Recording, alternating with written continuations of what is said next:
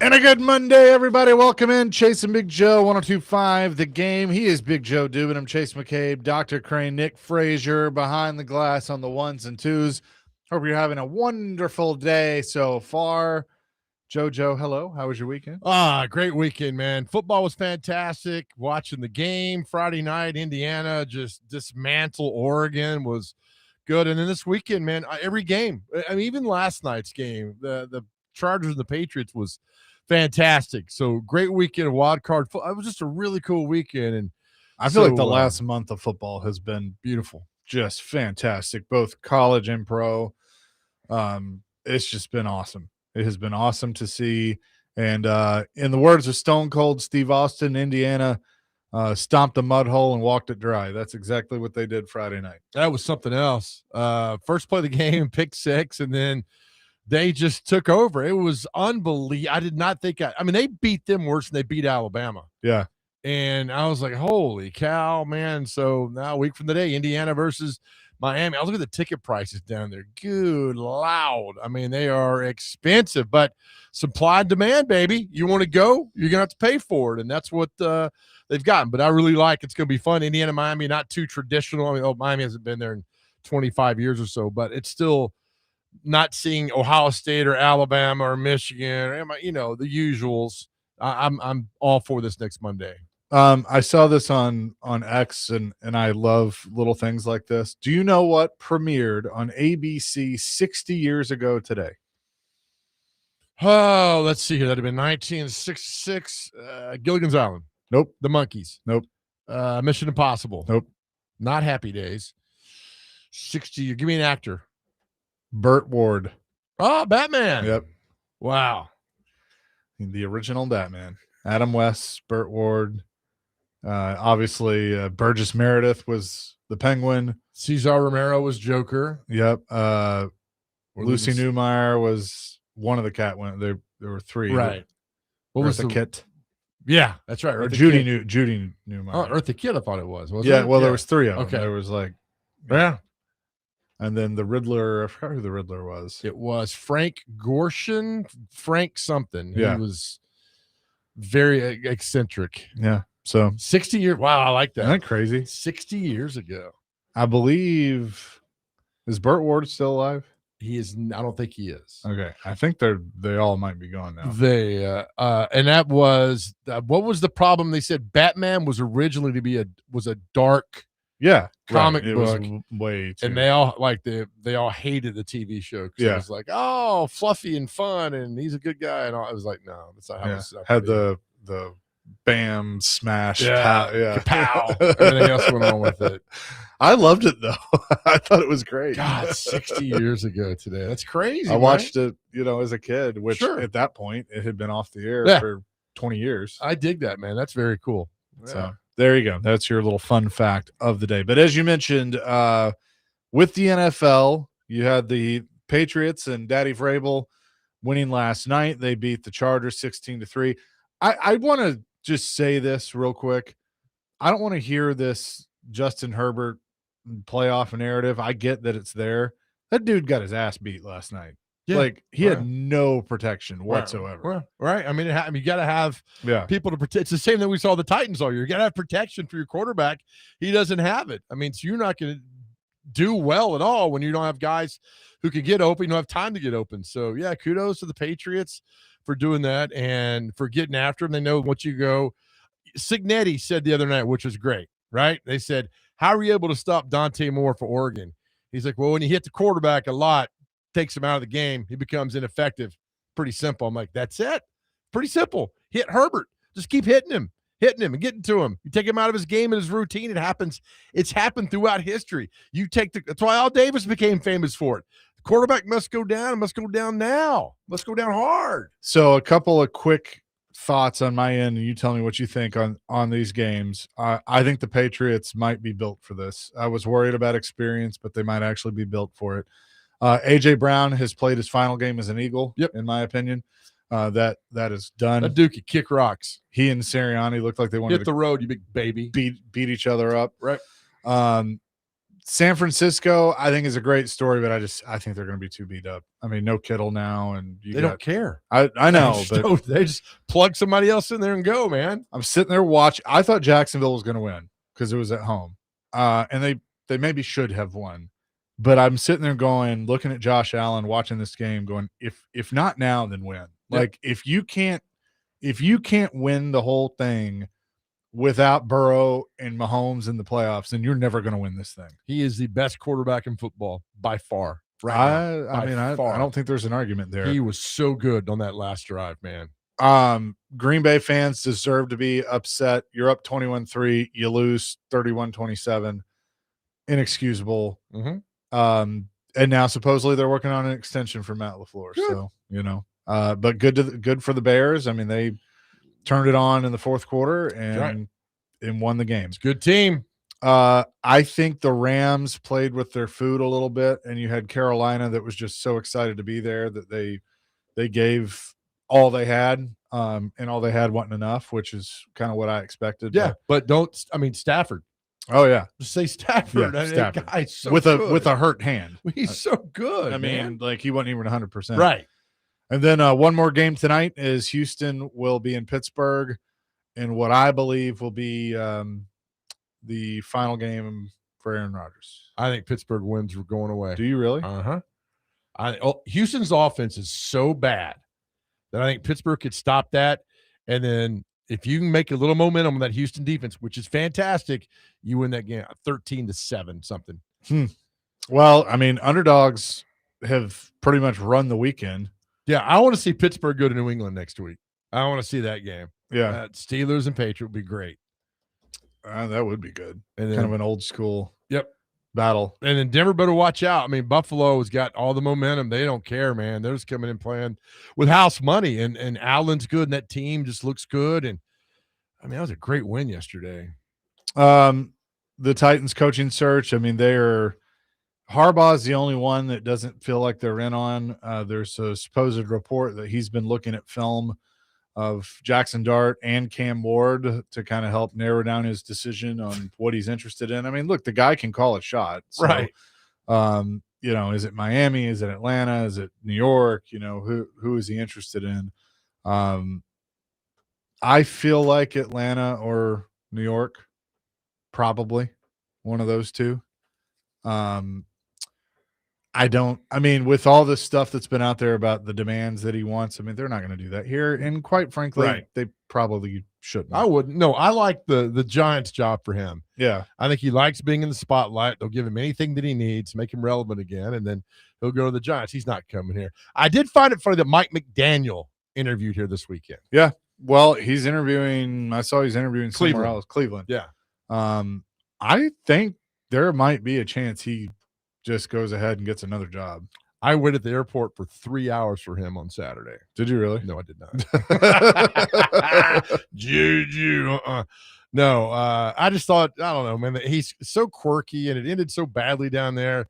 I think OC's his next job. But hey, if somebody wants, like, I could see the Browns hiring him. Like, you work with Shador. Okay, well, figure it out. Would you rather, there's 8 jobs open, right? Would you rather hire one of these coordinators, the hot coordinators that I would say these coordinators aren't as hot to trot as maybe they were last year or the year before. Like everybody wanted Ben Johnson. Like everybody was just salivating for Ben Johnson. And look how that's worked out. Liam Cohen, kind of the same thing. Really good. Look how that's worked out. Yep. I don't feel like that's there for a Joe Brady or a Lafley or who are some of the others? Shula, Mentor. I mean, so I almost feel like a McDaniel or a Saleh or these guys that, when I know Saleh's a coordinator now, but these former head coaches, these retreads, as people like to call them, might be more intriguing than some of the first-time head coaches. I agree to that. I think so, but I think to me the Titans have already made their mind up. They've already got Matt Nagy. I'm not 100% sure yet because doubt in my mind. I mean, unless he gets a job someplace else first. Well, why? I mean, I think they interviewed him with the virtual interview. Why not just bring him in? I don't know. Did Borgani's like, I know him. So. Yeah, could be. Right? Yeah. I mean, there are going to be no new candidates, I think. There's a whole list of candidates out there now. Stefanski, I think, is going to be, like, I think it's Harbaugh, Stefanski, and then everybody else. Okay. I can see that. But again, the relationship Borganti's got with Nagy, that's your guy, man. And I'll be shocked if he's not the next head coach here. And notice he would not be unless he got another job. I find that Vegas job intriguing with the number 1 pick. I think it's intriguing. And then you got Brady talking to you, and why would you not listen to Tom Brady? Why would you not? And I know he was all in on a quarterback a few years ago that was terrible, and I get all that, but you're not going to hit all of them. But they want Mendoza, and that's what they're going to do. And you got what you're going to work with now. You build outwards from there, and so I think that'd be a job to look forward to. But like Atlanta, I think is a good job. It just doesn't appeal to me. I don't know why. And I don't know. Arthur Blank giving off some bad vibes with some of the decisions. Like, they have the 28-3 thing, like, wrecked that franchise. Right. It absolutely wrecked that franchise. And they have not been able to come back from it. I did not know Matt LaFleur was on that Falcons staff that lost the Super Bowl. He was with Kyle Shanahan. Yep. I had no idea. There was put a picture out. I think Brian Schottenheimer was on that staff too. I don't remember. I just said, what year was that? The 2016 season. And it said the biggest comeback in the playoffs, whatever, was the Atlanta New England Super Bowl. And now it was like, here's the number 1. The next one is this Green Bay Chicago game. So it'd be the 2016 team. They put a picture out of him and Matt Ryan on the sideline. You know who a national scout for that team was? I'm going to say Nani Frazier. Rustin Webster. Was he really? Hey, man, who do you like out there? Scott Pioli was the assistant GM. So Raheem Morris was the assistant head coach, wide receivers. Kyle Shanahan was the OC. LaFleur was quarterbacks. Keith Carter was assistant offensive line. Wow. Mike LaFleur, offensive assistant. Mike McDaniel, offensive assistant. Let's see if anybody else stands out. Those are the big ones. Who's it? Jeff Ulbrich was linebacker. Yeah. Was the defensive coordinator? Mm-hmm. No, he was head coach. Head coach, sorry. Yeah. Richard Smith was the defensive coordinator. Oh, Richard Smith. Yeah. No idea who that guy is. What is our question of the day? All right, it's pretty simple. Are you or are you not rooting for Mike Vrabel to win the Super Bowl? Are you or are you not rooting for Mike Vrabel to win the Super Bowl? And I ask this because I talk to people, and I have gotten the ones that I've talked to like last 24 hours can't stand Mike Vrabel, want him to lose. But we go on this radio show, and all the texts we get are people like, yeah, we want Mike Vrabel to win a Super Bowl. So are you rooting, yes or no, for Mike Vrabel to win a Super Bowl? I am, because I just think it's a great story, taking a really bad football team last year, turn them around, and the after effect is to Amy Adams Strunk, right? I mean, that's going to be, see your guy holding the Super Bowl trophy, which you fired 2 years ago, will be something else. So are you or are you not rooting for Mike Vrabel to win the Super Bowl? 615-737-1025. I said this. I mean, Dr. Crane could go back and find it. I said in the middle of the summer. I'm kidding. You don't have to. But in the summer, I was like, I hope they run the table. I hope he comes in here and whips that ass. I hope he wins the whole thing. But we thought maybe 8-9, 7-10. They might. I thought they might get into the playoffs. I didn't think they'd be one of the top 2 seeds in the AFC. Yeah. Right. It's crazy. Like, I watched that team last night going, they can win the whole damn thing if they want to. Drake May's legit. I listened to the radio call last night for a little bit, and they were talking to Vrabel. They had Jack Gibbons after the game. So what do you think about Vrabel? And he was like, and they, so what does he tell you? You know, before the game, it's like, he says, not what he tells, it's just the presence that he has. And then they laughed about after the game. So we're laughing at Matt LaFleur's handshake with Ben Johnson. Remember that? So Vrabel does the same thing. Yeah. But Vrabel's got a purpose. You know why he does the quick handshake? He goes into the tunnel. Yeah, because he wants to meet the players. Every single player. And they were loud. He's like, he says every player's name and looks him in the eye. And then Gibbons is like, how do you not want to give everything you got for that guy? And look at who his dudes are, especially on defense. Robert Spillane, former Titan. Harold Landry, former Titan. Dr. Gibby, former Titan.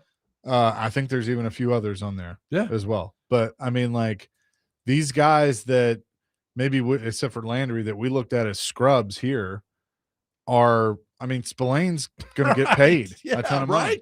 And I'll tell you this, because you know how this works, that everybody has an ego and stuff. Josh McDaniels should never get another shot at being a head coach. But if this keeps up, he will, because that's just how it works, because you're going to have some owner and some GM that it's like, yeah, it didn't work. You know, I mean, the Raiders were a screwed up franchise. The Broncos didn't have their stuff together when he was there, but by golly, my franchise is good. Well, he'll be great here. They should pay him head coach money to just stay there and be the OC the rest of his life. $3 million a year. I'll sit there. I'm familiar with everything and do all that. He's doing a hell of a job, man. I mean, he's now developed. I mean, I like Drake May coming out of Carolina, but now, I mean, he's legit. He's a legitimate, will probably be an MVP candidate next year. Remember what our boy told us back in August, Tim Hasselbeck. He's always liked him. He's like, they're going to be good because they got Drake May. We're like, Tim, they went 4-13 last year. Not really good. I'm not going to do it. He's like, I'm telling you right now, they got a quarterback. And of course, you and me are like, whatever. Well, turns out Tim knows. Right. 615-737-1025 is our phone and text line, driven by WilsonCountyHonda.com.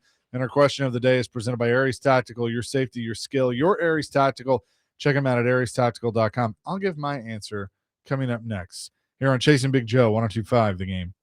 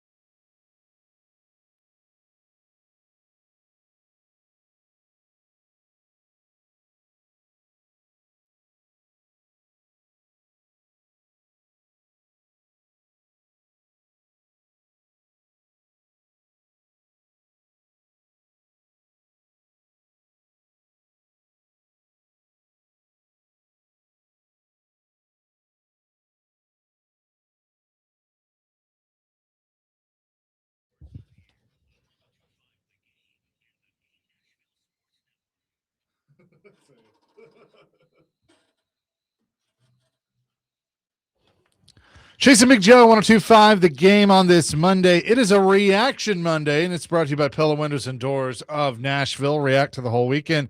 615-737-1025. Also on the YouTube chat, on X at 1025, the game. You can hit us up in a lot of different places. It's probably easier to name places where we're not. That's true. Right? Where we're not. Probably not. Probably not. But we're everywhere. We're radio, YouTube, X, all these things. The whole Vrabel thing makes me happy, right? And because otherwise it'd be some coach in New England we're not talking about, and they're, hey, the Patriots are doing their thing again. But I mean, all the time that he was here and all the sound bites we got from him, and don't do dumb that hurt the team. By far being his best one. And Tirico last night even mentioned after the game his speech and when he got inducted to the Patriots Ring of Honor. Yeah. Back in October of 23, which I still think that definitely helped. That started the wrong. So I was in for our buddy Greg Pogue this weekend doing his one-on-one show on Saturday mornings, and Tehran came over to Roy's Meat Service and did the show with me. And we were talking about when they went to Baltimore and won that playoff game. Mm-hmm. I can't remember if you went with Channel 4 or not. I don't think you did, but after the game, like, we go down to the locker room and the players are all coming in, and I believe that was like one of the first times that he stood there and literally hugged or shook every player's hand, but said that by name. He had tears in his eye, like that was the kind of guy he was. And that was the first time I really seen that, and I was like, okay, yeah, this is a dude that I get why. Like, can he be prickly with the media? Was there times where he'd piss us off? Sure, absolutely. But that was a player's coach. Sure. And now you're seeing it in New England. Now, sure, when they're not winning, he's got a little bit of a different attitude.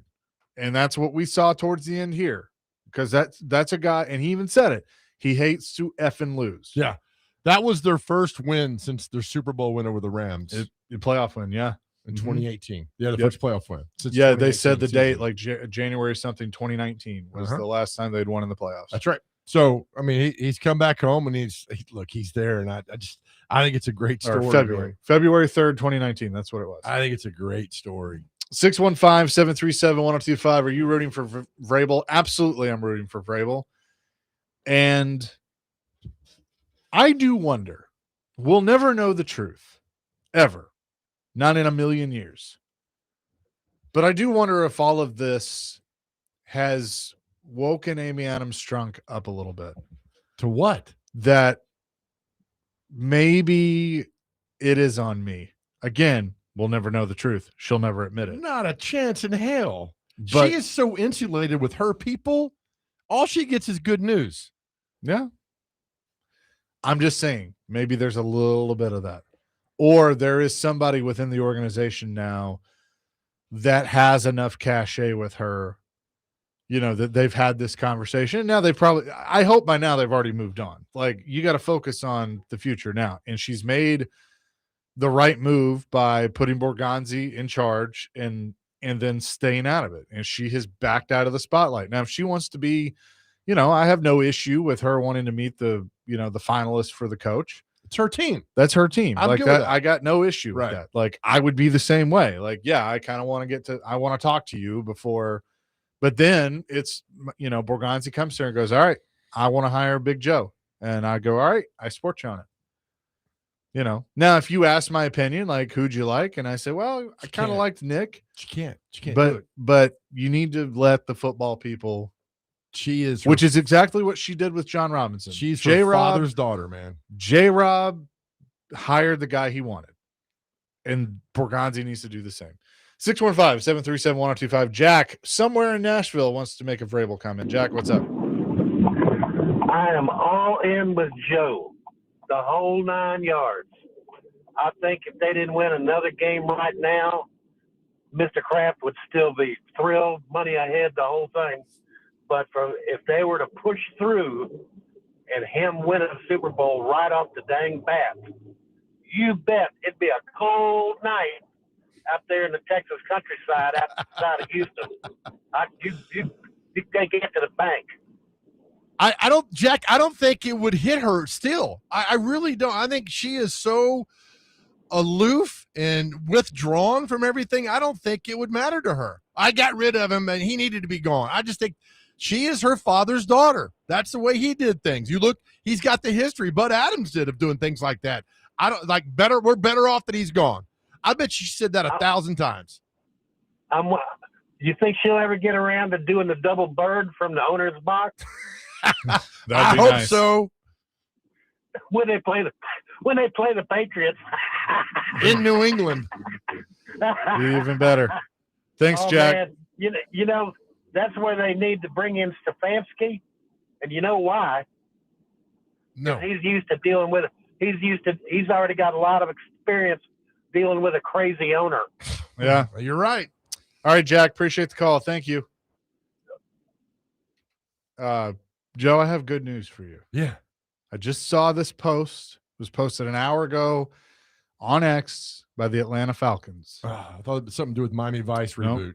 All it is, it's a video of a locker, and it has the current jersey hanging there. Yeah.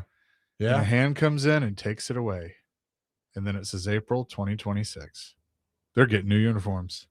And the rumor is they might be going back. They need to go back. The black Falcons jerseys are awful. And I get why Glanville did that. He wanted to change it with the MC Hammer in the early 90s. I get all that. But the red Falcons helmet and the red Falcons jersey, I mean, pump that into my veins. See, beautiful. I like the black jersey with the red helmet. I'm not a fan of the black jerseys at all. I just the white and the red was so iconic to me. Yeah, and I know they didn't win any Super Bowls back in the 70s, 80s. I get all that. They didn't win any. Yeah, right, in the 90s or 2000. But that red helmet, man, is just fantastic. And of course, the iconic one is the Patriots. And look, last night watching the Flying Elvis, that's good. But bring those other jerseys out, man, are just something else. But good, all right, new jerseys. So there you go. That'll be the Titans a year from now. New jerseys. I've even seen rumors that it could be this year, that they go into the last year of this stadium with. No, they can't do that. No. Go in next year. Do the big unveiling. Bring back, I know Frank's no longer with us, but bring back Blaine and Eddie and Craig Hentrick. Yep. And just make a big celebration of that. It'd be cool. It would be. It'd be really cool. 615-737-1025. We will discuss more of this, including the Titans coaching search, coming up next. Chasing Big Joe, 1025 The Game.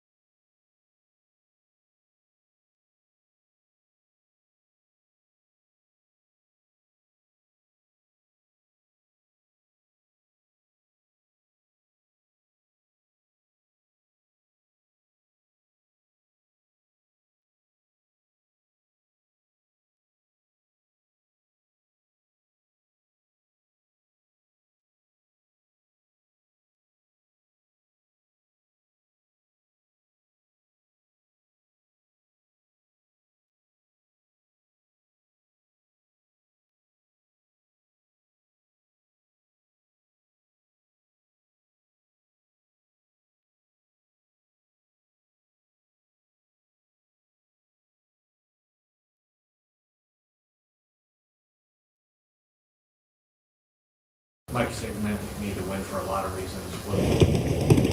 Expand on. Because it sucks to lose, Gentry. Trey, ever need to show you anything? Did you have another thought, or no? I'm just curious. Well, It sucks. it was not. Losing. Awful. That's why I want to win. A classic. Mike Vrabel. Sucks to lose. Oh, and also Trey Avery. We love that. I told you my favorite Vrabel one is he wanted everybody to sit in front of him, and I don't think you were there that day, but David Beauclair was to the right. Yeah. And he said, "Hey, why don't you go stand over there?" And Beauclair's like, "No, I want to stand right here." And Vrabel looked at Robbie Bourne, the other old PR guy, and was like, "Can you?" And then Robbie didn't know what to do. He was frozen in time, and Beauclair just had his leg up against the wall and his toothpick in and sat there and says, "I'm fine here." And it drove Vrabel insane that David Beauclair did not do what he said. So always shout out to our man David Beauclair for not giving in to some dumb demand from Vrabel and all that. Most of the people on the text line have said they're rooting for Vrabel. Isn't that crazy? But when people I talk to are like, I don't care about it. I hope he loses. But then we come on this radio show, it's like 90% people rooting for Vrabel. Yeah. But why are you rooting for him? Why are you rooting for Chase McCabe? I ask, why are you rooting for Mike Vrabel to win the Super Bowl? Because my true reason is because I think she made a mistake by firing him, and so it just proves that. If he goes in his first year with his new team, 2 years after being fired from here, right? And look at what they did this offseason. Now they have the quarterback, and I think everybody thought he was a pretty good quarterback after his rookie year. But you go and retool the roster in 1 year, building around the quarterback, and then now you're in the divisional round of the playoffs, at least. It's crazy. And so it proves it can be done. I mean, look at the Patriots, look at the Bears, look at the Jags. Who else am I leaving out? The Panthers. Yeah, Panthers are good. Those are four teams that weren't in the playoffs last year that retooled and got back in a year. And 3 of those have new head coaches. Yeah, right. And I think it's great. My thing with Vrabel, though, is I like him because he is there's a name of a restaurant that got somebody tried to burn down, and I can't stop the bottom line. Look at somebody tried to burn down a restaurant in Nashville, and I'm not I'm not going to repeat the name of the restaurant on the air. Did you get it? I did get a picture of it. Yeah. Dr. Craig, did you see it? Oh, I saw it. It was up there on the screen. Big gold letters. I'm sorry that somebody tried to burn it down, but my God. Sorry, Chase. I was watching this all unfold, and Chase is putting out a really good statement here, and Joe's eyeballs are just glued to the screen. I like to make eye contact most of the time. I'll look up like, oh, somebody tried to burn a restaurant down in Nashville. What restaurant? And I go down. I'm like, yeah, we're not going to mention that restaurant on air. We're good. Do we think that's what we like to call a typo? No, that's a real place. Is it really? It's a real place on First Avenue going downtown. It's a real. I pass it when I do the Omni, and I'm coming down from Donaldson. I pass it every week. You could look it up. It's a real. Okay. All right. So I'm with you on the Vrabel part, but I'm also part of this. Vrabel is an old school coach, right? Yeah. Doesn't want to be your buddy. He wants to coach, and he loves you to death. The fact that a coach like that can win the Super Bowl in today's world of I want to be your buddy, I'm going to be your buddy, we're all buddies, I think it's fantastic. And then the second line is I think it looks just awful for Amy Adams Strunk. 2298, definitely not rooting for Coach Meathead. His coaching hires got him fired here beyond abysmal. So the crappy roster had nothing to do with it. The bad front office had nothing to do with it. I mean, yeah, look, I'm not going to disagree with you. I think he made some bad assistant hires, but here's the funny part. Half those guys are with him in New England. Right. So it's something else, it's man. not, I mean, now, at some key positions, he's got Josh McDaniels as offensive coordinator where he had Todd Downing and Tim Kelly. His last few years here. So I'll give you that one.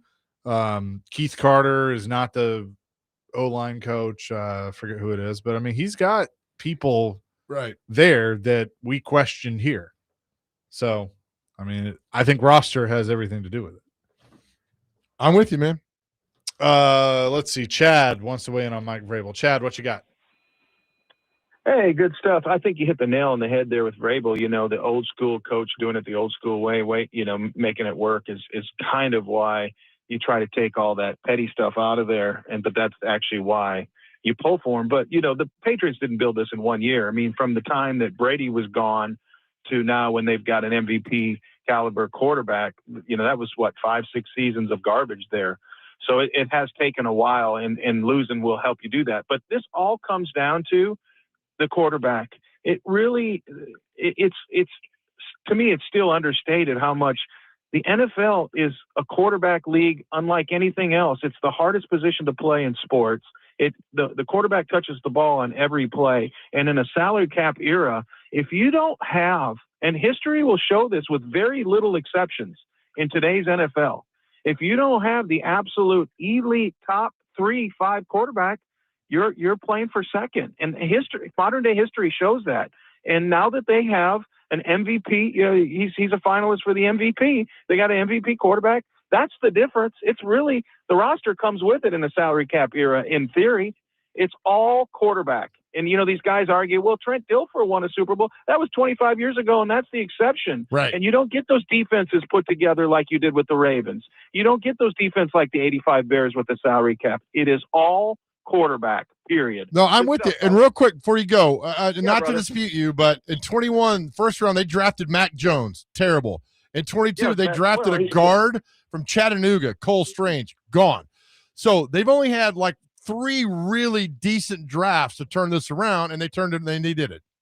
Well, it's a tiny sample size when you're talking about 2 first-round picks. Matt Jones is one of those tier guys that we're seeing potentially a Sam Darnold who's not ready to play quarterback at 21, 22 years old. They need 5 years of learning. It's guys aren't ready to play at the highest level. Vikings drafted Dallas Turner, and everybody said he was a bust. He was 21 years old.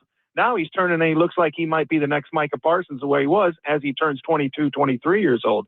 So it's a small sample size when you talk about picking 2 picks, in 21 and 22. Yeah, it's but you said that roster was built in 4 to 5 years. I mean, you got first-round picks who aren't contributing anything. I'm just saying the job that they did of identifying parts, bringing people in, the Landry, the Gibbons, the Spillane, guys like that, Vrabel turned all that around, and they were terrible last year, right? Or they're 4-13. Well, yeah, you're 4-13, but you've got pieces in place. Now, I'm not going to sit here and say I know their roster up and down, right? But they lost. It'd be different. It'd be different if they had the dynasty and then it dropped out in 23, and then they had one down year, and then Frabert comes in. There was 5 years of down football. 5 years of down football allows you to build your roster. And I'm not going to sit here and say I know their roster well enough. But my whole point is, and you brought up good points across the board there, so I'm not going to disagree with you. I get you. But my whole point is, if they got Matt Jones playing quarterback, they're probably not this far. My point is, you've got to have a top 5 quarterback. These guys say they want to win with a top 10, and I don't know how you get one. Cam Ward's never going to be a top 3 quarterback in the NFL. So, then that may be the bottom line with the Titans. And that's where it starts and almost ends with very few exceptions, bro. You got it, man. Thanks, Appreciate Chad. you. Appreciate Good the call. stuff, guys. Good stuff. I appreciate y'all. Absolutely. Good stuff by you. Eric wants to weigh in on the playoffs. Eric, what you got? Oh, no. Hey guys. Oh, Joe, don't worry.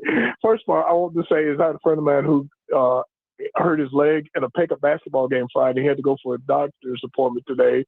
He's in a walking boot right now. He's got a tear in his leg, and he's also got he's going to have to go through that 6 months physical therapy. He's not going to need the surgery, but guess who we ran into while I was at his doctor's appointment today? George Kittle. No, Cam Ward. Oh, really? Yeah, I texted him and said, did he get to say hi to him? I haven't heard back from him yet, but just a little bit of interesting tidbit because we're part of a good group chat from our Bible study group because we go to the same church. But anyway, guys, as far as playoffs, I wanted to talk about 2 games, the Bears, Packers, and then the Eagles and the 49ers. Packers, they're probably also going to be looking for a new kicker. The guy missed 2 field goals at extra point because he was considered Mr. Automatic. And I agree. The Packers never should have blown that game, whether Michael Parsons was there or not. You had that lead. You can't do that. But somebody would joke around and said the only reason the Bears won, of course, was Pope Leo. Bears fan, of course, they had the T-shirts at the games on Saturday night. So this is some divine intervention. And Caleb Williams already is like second as far as touchdown passes tied with Jim McMahon. And the lead is like Sid Luckman, I think, with 7. So if he keeps it up, he'll eventually break that record. But as far as the Eagles, there's two main things I want to talk about. First, A.J. Brown and Sirianni. A.J. Brown is gone from Philadelphia. I'd be shocked if he's back there next year. And I've heard people saying this morning, he's come back to Tennessee or bring back Tennessee. Don't see that happening, guys. I still think about the comment he made when he kind of said the media here was tough here in Nashville. And then when he got traded to Philadelphia, I still laugh at that. But I think the fans are kind of fed up with him, too. He's still got 2 years left on his deal. I just don't see him and Sirianni being there. And as far as Sirianni, guys, I've never thought the guy's a great coach. It's just, and look what happened. You had Shane Steichen there as your offense coordinator. You get to the Super Bowl next year. The offense struggles and everything. And, of course, everybody wanted to fire him then. Then you get Kellen Moore. You get to the Super Bowl, win the Super Bowl. Then he leaves. Offense struggles again. He's just terrible at making adjustments. I think he needs a good offensive coordinator to help him because they can't get a good one. They're going to fire him. And I was really out on him when I guess it was a home game. I don't remember who the opponent was or what the situation was, but he took his kids in the press conference so he wouldn't get grilled by the media because it kind of deflects stuff. So I've never been a real big fan of Sirianni. Guys, those are my thoughts. Y'all take care and we'll talk to you soon. Thank you, Eric. Appreciate it. Good job, Eric. We'll react to that and more coming up next. Chasing Big Joe on this Monday, 102.5 The Game.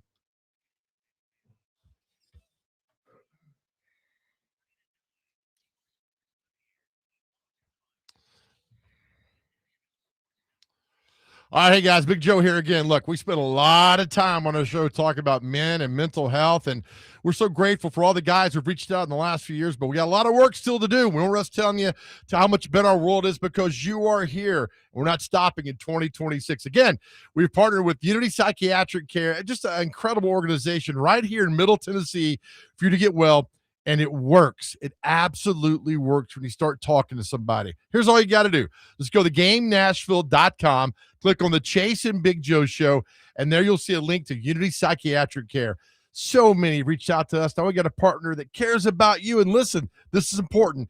You don't have to go through this alone. It's private. It's confidential. And yes, they offer telehealth.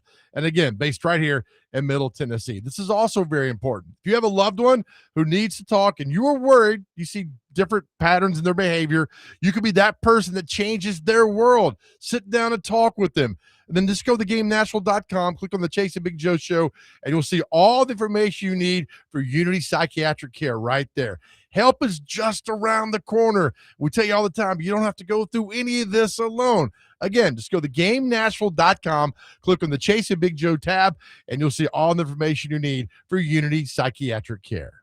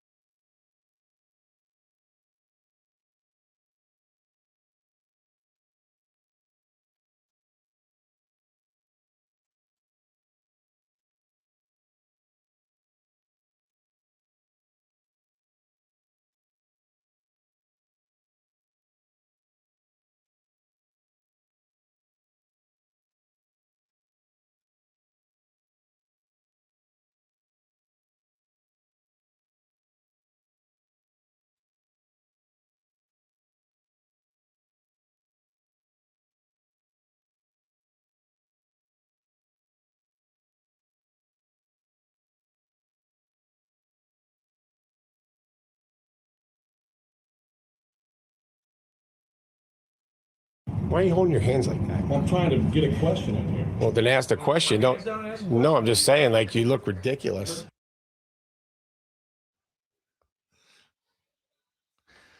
Chasing Big Joe, 102.5 The Game on this Monday. Our question of the day, are you rooting for Mike Vrabel? To win the Super Bowl. To win the Super Bowl. To win it all. To win the whole And, you know, the caller before talked about the Patriots, and I get that. You know, it takes some time to build things, but, I mean, they were 4-13 last year, right? And so they got the quarterback to come in there, and you plug a few places in there. Then you plug a coach in there who knows what he's doing and gets assistant coaches that knows I mean, it's a recipe for success. But the caller's right. It all goes back to the quarterback. To the quarterback. If you don't have a quarterback, you're not getting anywhere. That's the bottom. Look at Caleb Williams. Look at Stafford. Look at the way Brock Purdy played yesterday. Look at the way Drake May played. I mean, it's just, and Josh Allen. It's the old saying. I mean, it's the quarterback. That's bottom line. That's it. You got a bad quarterback, you're not getting anywhere. And so history's proven that being correct.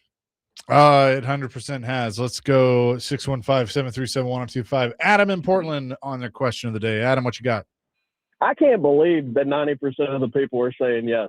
That's weird to me, dude. Like, have they not won enough? Has Vrabel not won enough in his life? Like, the Bills exist, and their fans are awesome. And how could you not be pulling for Josh Allen this year? Like, I just don't understand it, man. Like, he gives the there's no place like home speech while he's our coach in New England, and everybody wants him to win there. Like, it's ridiculous, dude. Like, absolutely not. I mean, whatever. Everybody to each your own if you want to pull for that, but that's insane to me. Like, there's no way I want him to win another game. Oh, that's good, man. I get it. No, I get it too. I mean, there's going to be some people that are like, hell no, I'm not rooting for him, but right. You know, yeah, exactly. Whatever. I just like he's the old school coach, man. He reminds me a lot of Ditka. I mean, he'll fight you in the parking lot. I love it. Pat wants to talk about NFL quarterbacks. Pat, what's up? Hey, Big Joe, it's Pat Cunningham. How are you, man? What's up, Pat? How are you? I'm well. Well, we had a conversation. So the guy was talking about having a top 5 quarterback. Okay, that to me that's only part of the equation, because you and I talked about this Indiana line. We had a conversation the other day, and to me that is the reason why their success is because of that line. If you watch those guys play, they are like tied with a rope. Yep. And they're everything about them, their footwork, their handwork, everything. That is a well-coached line, and is a very good line. And that's the reason why Mendoza is as good as he is. To me, he's a good quarterback, but he's not Justin Herbert, who was getting killed last night. That was the difference in that game. It's an offensive line that can make the holes for the run game to pick up. It's an offensive line that protects you. So I agree you got to have a good quarterback, but I don't know that you got to have a top 5. I think if you got a top 5 line and you got guys doing that for you, and you've got a good running back and a good quarterback, you're gonna have the same success. That's my opinion on it, and I'll hang up and let you guys have it. I appreciate you, Pat. No, Thanks, Pat. Chase and I have talked about that. I mean, the offensive line. I mean, you build that. You're correct all the way down the line, man. And you got a good. Think about the Titans, that offensive line in '99. Hopkins, Matthews, Benji Olsen, Kevin Long, John Runyon. I mean, those dudes would fight you in the Costco parking lot. I mean, they didn't care. They were crazy. But that's what you got to have, and you're exactly right. You built Cam Ward. I think is going to be a good quarterback, but we really don't know because he has no line to help him out. So once that's all taken care of, I think we'll see a different quarterback going down the line. Yeah, I mean, I agree. But I guess the question for Titans fans has to be, can this group, led by Mike Borgonzi, turn this thing, and I'm not saying win the Super Bowl in a year, but, make them a 7-win team, a 9-win team. Right. Can they do what Jacksonville, Chicago, New England, and Carolina have done?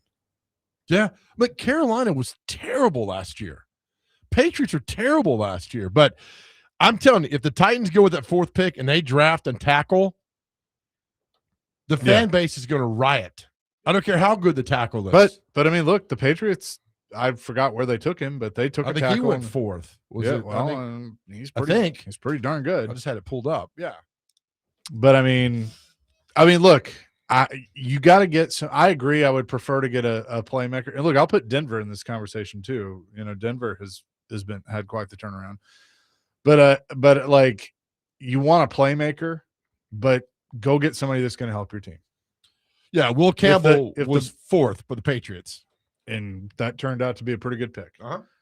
So, I mean, it may not be sexy, you may not like it, but if there is a tackle at 4 that you think is the number one is best for your team, and that's who they take, then okay. It's so weird. Look at the Patriots drafts throughout their history. I mean, Mac Jones in 21, they didn't have one in 20, a first rounder, but in 22 they took a guard out of Chattanooga, and he lasted 2 years with them and gone.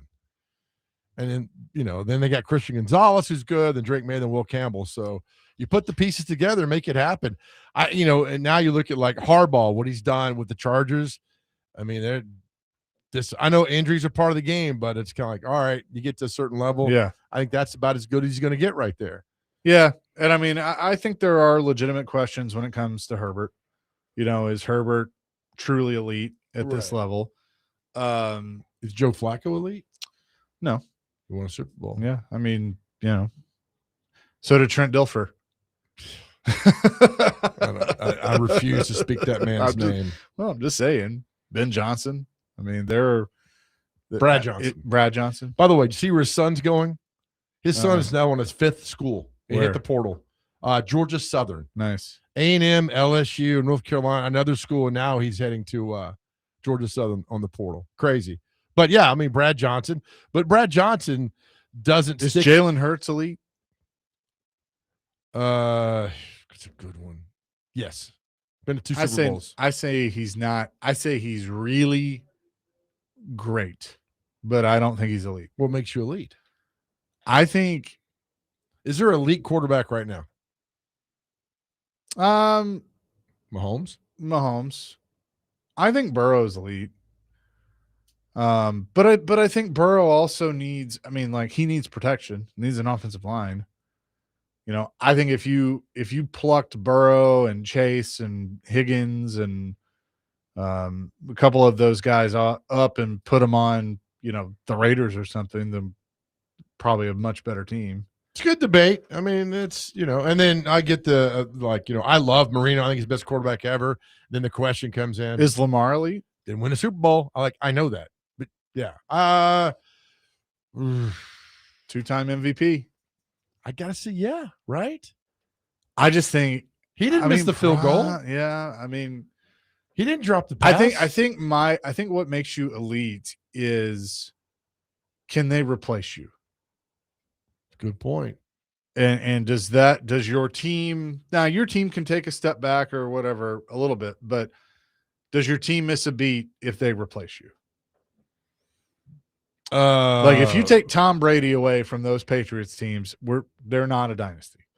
I agree. Yeah. If you take Peyton away from those Colts teams, man, you're right. No, they're not a dynasty. But you're talking 2 of the best, man. Well, but that's the point. Right. You take Mahomes off the Chiefs, they don't have those Super Bowls. Yeah, you're right. So I don't, it's a good debate to see what they are and how well you lead the team. Like, the Burrow question's great. That's a bad football team, but Burrow is an elite quarterback. So it's very confusing, almost like an oxymoron. I mean, it's kind of like, what'd you call him? Yeah, right. He is a great quarterback. He's an elite quarterback on a bad team. Yeah. So I'll stop using FRA and Father Ryan words. That was good. 615-737-1025. It's Chasing Big Joe on this Monday. The national championship is set. We'll give our thoughts on that coming up next. Chasing Big Joe, 105 again.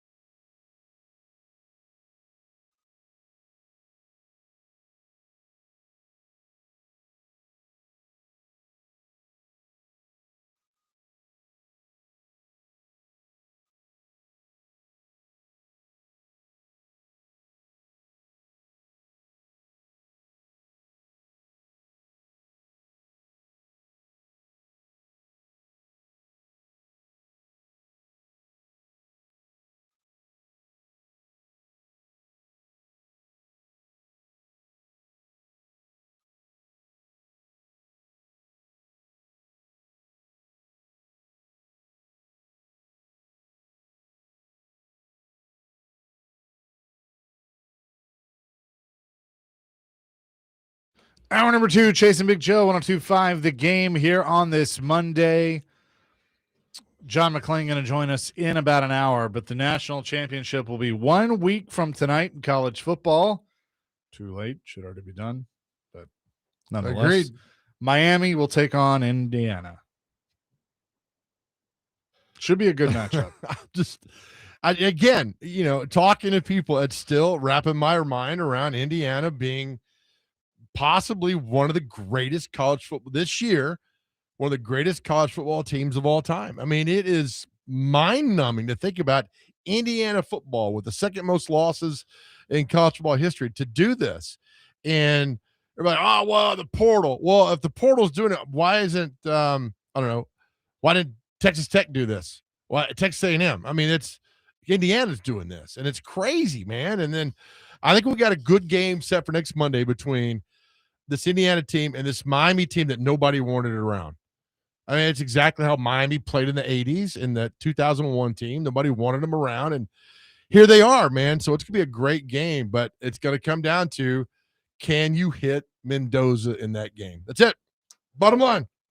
That is, yeah. I mean, that is going to be what they have to do, and the question will be, can they do that? Right now, I mean, do you buy any of these rumors that are out there that Indiana's been cheating? I buy into this. I buy into everything. How they hacked into some cloud software and able to download the other teams' practice videos and signals. Then somebody came out and said Cignetti during the entire game, all he does is stare at the other coaches. I'm like, no, he doesn't do that. But when you watch it, he's staring at the other coaches. And like, well, he's doing that because he's stealing signals. I'm like, I don't think he's doing that. But I'm here for all the conspiracies, all of them. Every conspiracy throughout mankind, I'm here for, including this one. Hey, as you and I love to say, we love drama as long as it doesn't involve us. I'm out of it, man. That's how we rock. Well, but the bottom line is a damn good team. I mean, they throttled Oregon. They destroyed Alabama. Now they got Miami. Can they get it done in Miami's home stadium next Monday night? Does that matter? Because, like, I've heard, somebody said, like, oh, it's a home game for Miami, but not a lot of people go to Miami home games. Only when it's convenient. Like when they play like Notre Dame and the ex-players show up. No, I think it's good to be home. You're familiar with all. You don't have to travel. Everybody's coming to you and do that. And I think that stadium will be insane next Monday night. Absolutely. We saw it there. We went 2.5 years ago and half full. I was like, that's kind of cool, But that stadium's going to be on fire. Not like Ricky's favorite restaurant here in town. That stadium's going to be on fire on that a week from today, man. I would so love to be there. Oh, God.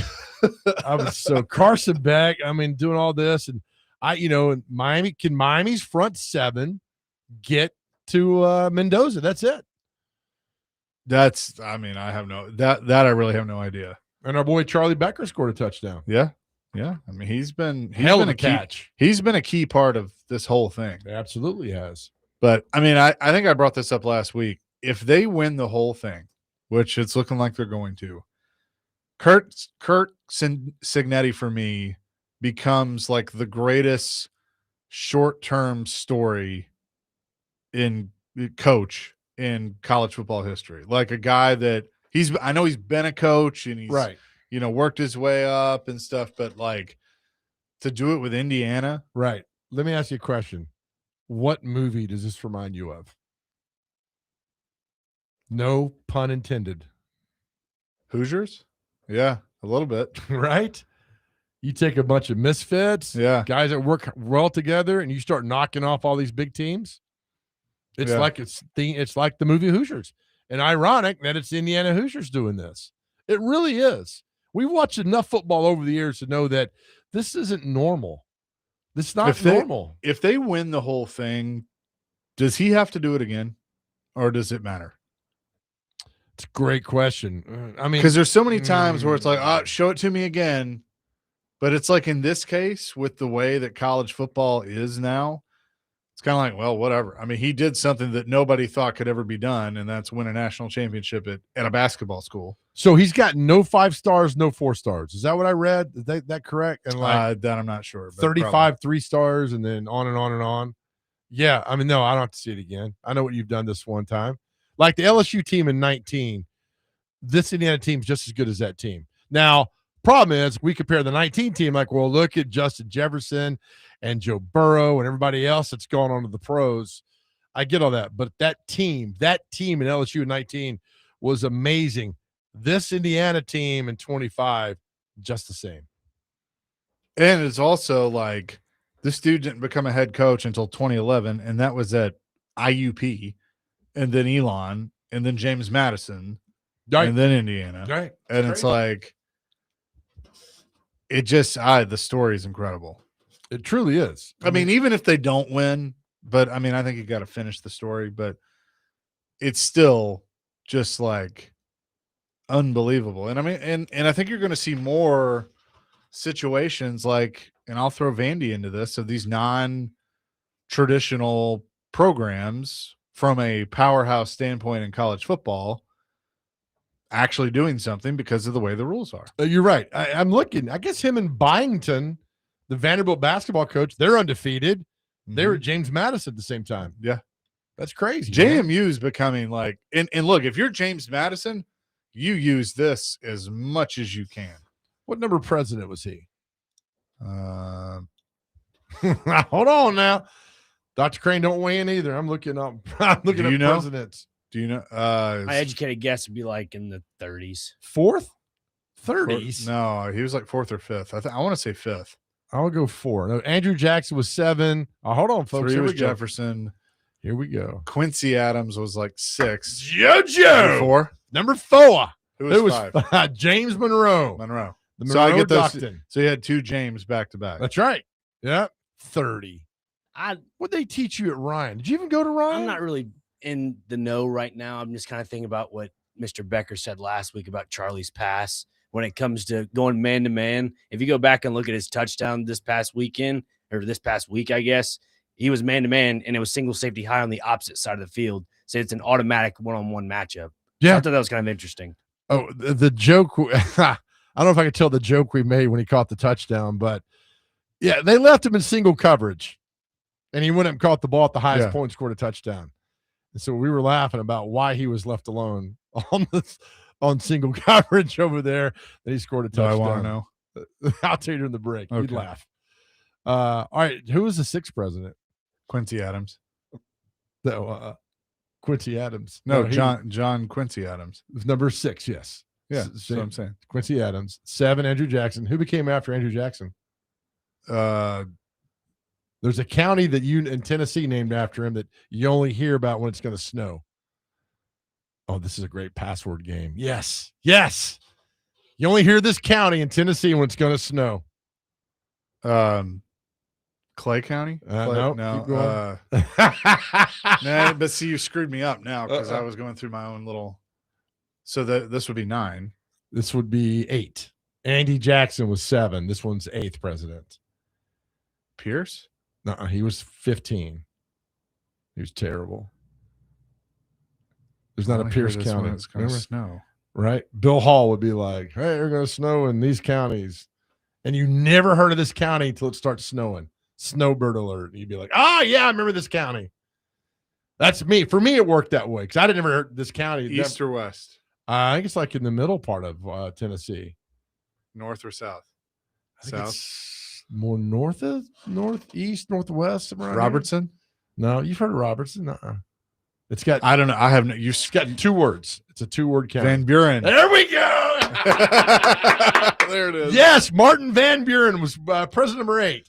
You never hear these counties until it snows, and Bill Hall like, Van Buren, watch out. And like, okay, I have no idea. What city's in Van Buren County. No idea. Snow it's here somewhere. Hell, it might be in. Wait, did Jackson die in office?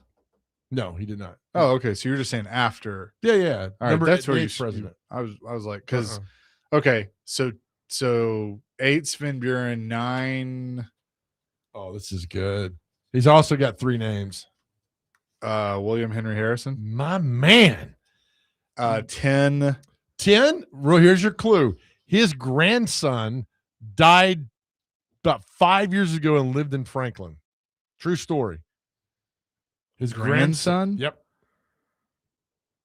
Come on, buddy. I should know this. I don't. Tyler? James Tyler. God, you're killing it, man. Your mom better be listening, be proud of you for this. 11. It's easy. Easy? Mm-hmm. Yep. Why is it easy? You want a clue? Yeah. Tennessee boy. Pierce? No. Why do you keep going back to Pierce? Got a statue downtown at the Capitol?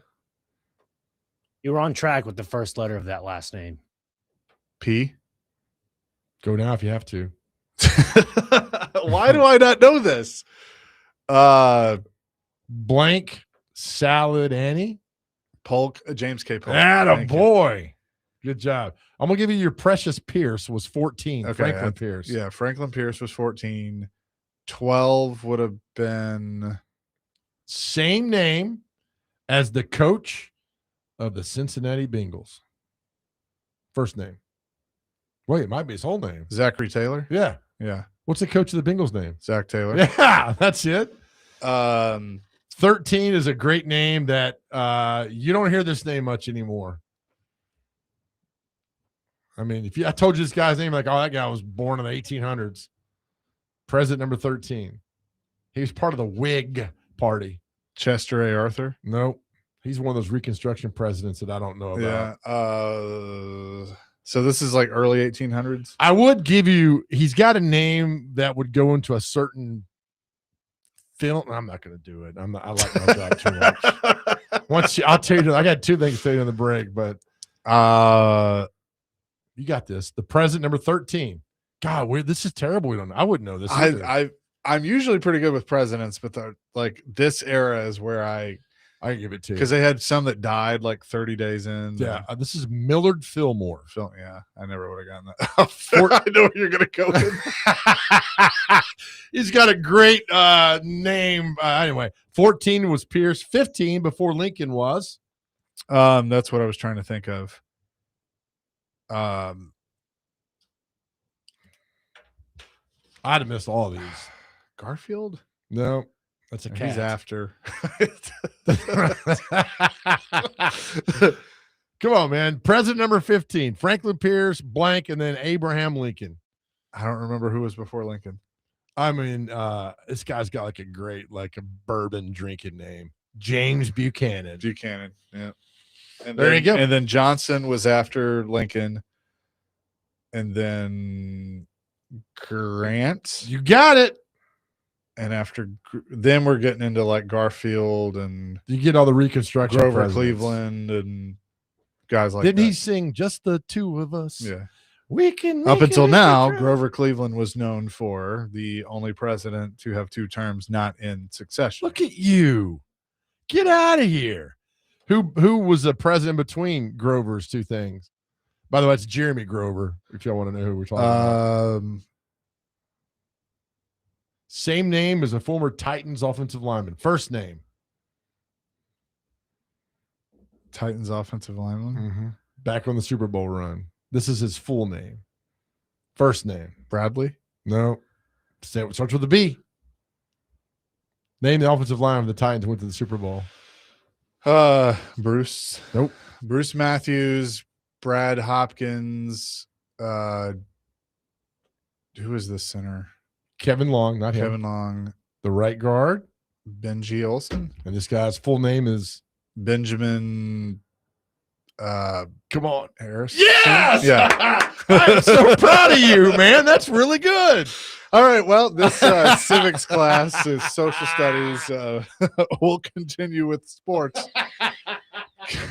How do we get started on this? I don't even know. So Dustin at Hopkinsville goes, so we got to talk dead presidents, and you can't tell us dirty jokes. I'm heading over to politics. Sorry, Dustin. We'll have more presidents and dirty jokes. Some go together. Coming up next, Jason Big Joe, 102.5 The Game.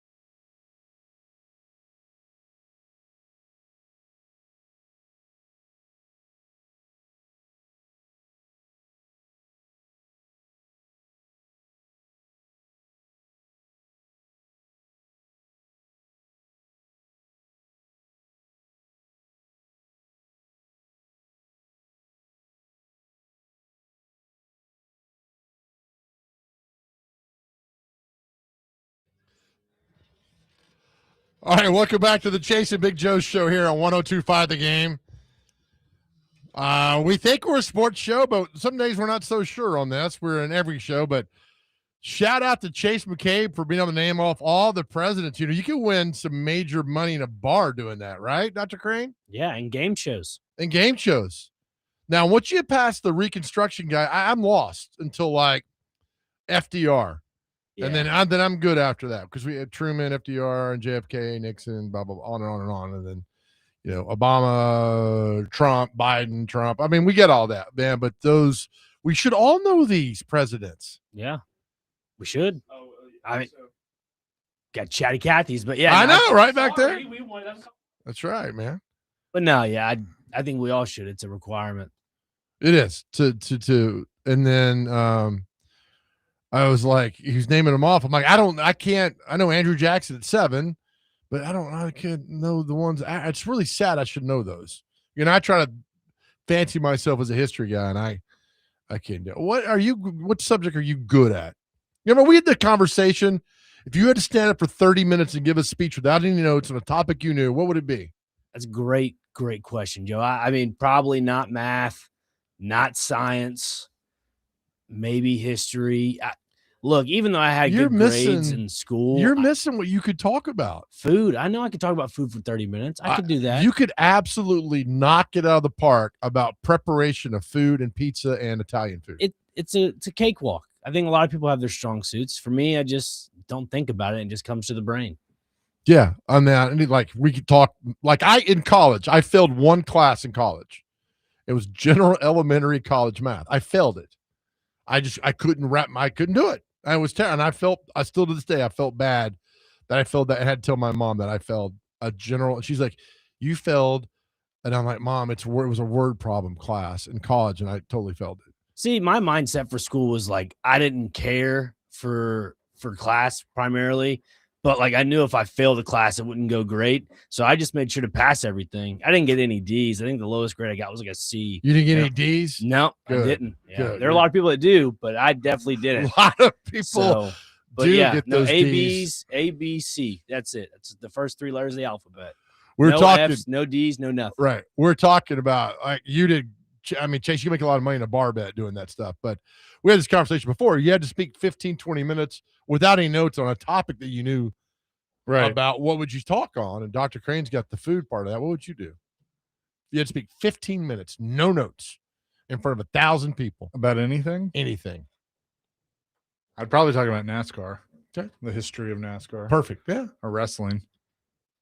That's something. That's good to know something that way. Patrick says, this is the exact reason I love y'all's show. From football to naming off the presidents, many of which I cannot name either. I always love the show. I'm telling you, man, I was remarkable to watch you go down the list of those guys. This is a good one. 4309. The easiest way to remember Van Buren was the 8th president is from the Seinfeld episode where Kramer joins the Van Buren boys gang. Right. Yes. I forgot all about that one. Oh man, that's so good. Oh yeah, I love trying to name. It's like one time I think I named the Daytona 500 winners or the Cup champions. Yep. Yeah. It's just fun. Yeah, and that you get the Heisman Trophy thing for me. Because I read about that and I researched that stuff, the Heisman Trophy winners, and that's it. But we all have something inside of us that's pretty remarkable to bring out and talk to people about when we give them the opportunity. It just, you gotta do it. Yours was great for the president's part of that. Because the Reconstruction guys up till FDR, I have no idea. I know who they are, like Coolidge and Taft and Rutherford B. Hayes and who's the guy in football? I remember. Teddy Roosevelt. Here's what I remember about Rutherford B. Hayes is there's a Simpsons episode where the kids have a play and they're going through all the presidents and it's like, in Rutherford B. Hayes, I was dead in 30 days. So you do learn something from this. See, it's educational, all that. But see, there was I think there were a few that died quickly. Like James Garfield, I think, died in office. Somebody got shot. Somebody got pneumonia. Giving an inauguration speech and on and on. Yeah. There's a thing that all presidents that were elected with the year 0 all died in office up until I think it was Reagan, but Reagan was shot. He was. So it's like JFK 60, FDR 40, whoever was 20. I don't remember. Can you name the 4 sitting U.S. presidents who were assassinated? Yeah, JFK's one. Assassinated. And then it was Garfield, the cat. That's 2. Oh, man. Who was the one that gave the speech in Buffalo? Chester Arthur? Nope. Oh, damn it. Other than that, how was the play, Mrs. Lincoln? Lincoln. There's 3. All right, 3. How did I know that? William McKinley was the other one. Oh, Billy Mack, we called him. Yep. And then Reagan is the only sitting president to have been wounded in an assassination attempt. Yep. Sitting president. I think he was walking that day. Well, from the car. Some people might say Trump, but he was not in office. That's at the true. time. That is right. Yeah. So, you know, when I went to D.C. for the first time, the first place I wanted to go was outside I guess it was the Hilton where Reagan was shot. It's still there. I mean, everything's still there. Yeah. You're like, how did they not secure this whole place where he was? And then the shot ricocheted off the car at him and Press Secretary James Brady, and it was March 30th or 31st of 1981. Was Ford? There was 2 attempts on Ford. I know there was one. Apparently there was 2, and they were 17 days apart. On the West Coast, I think. Yes. Yep. Joe, his grandson used to live in Cookeville.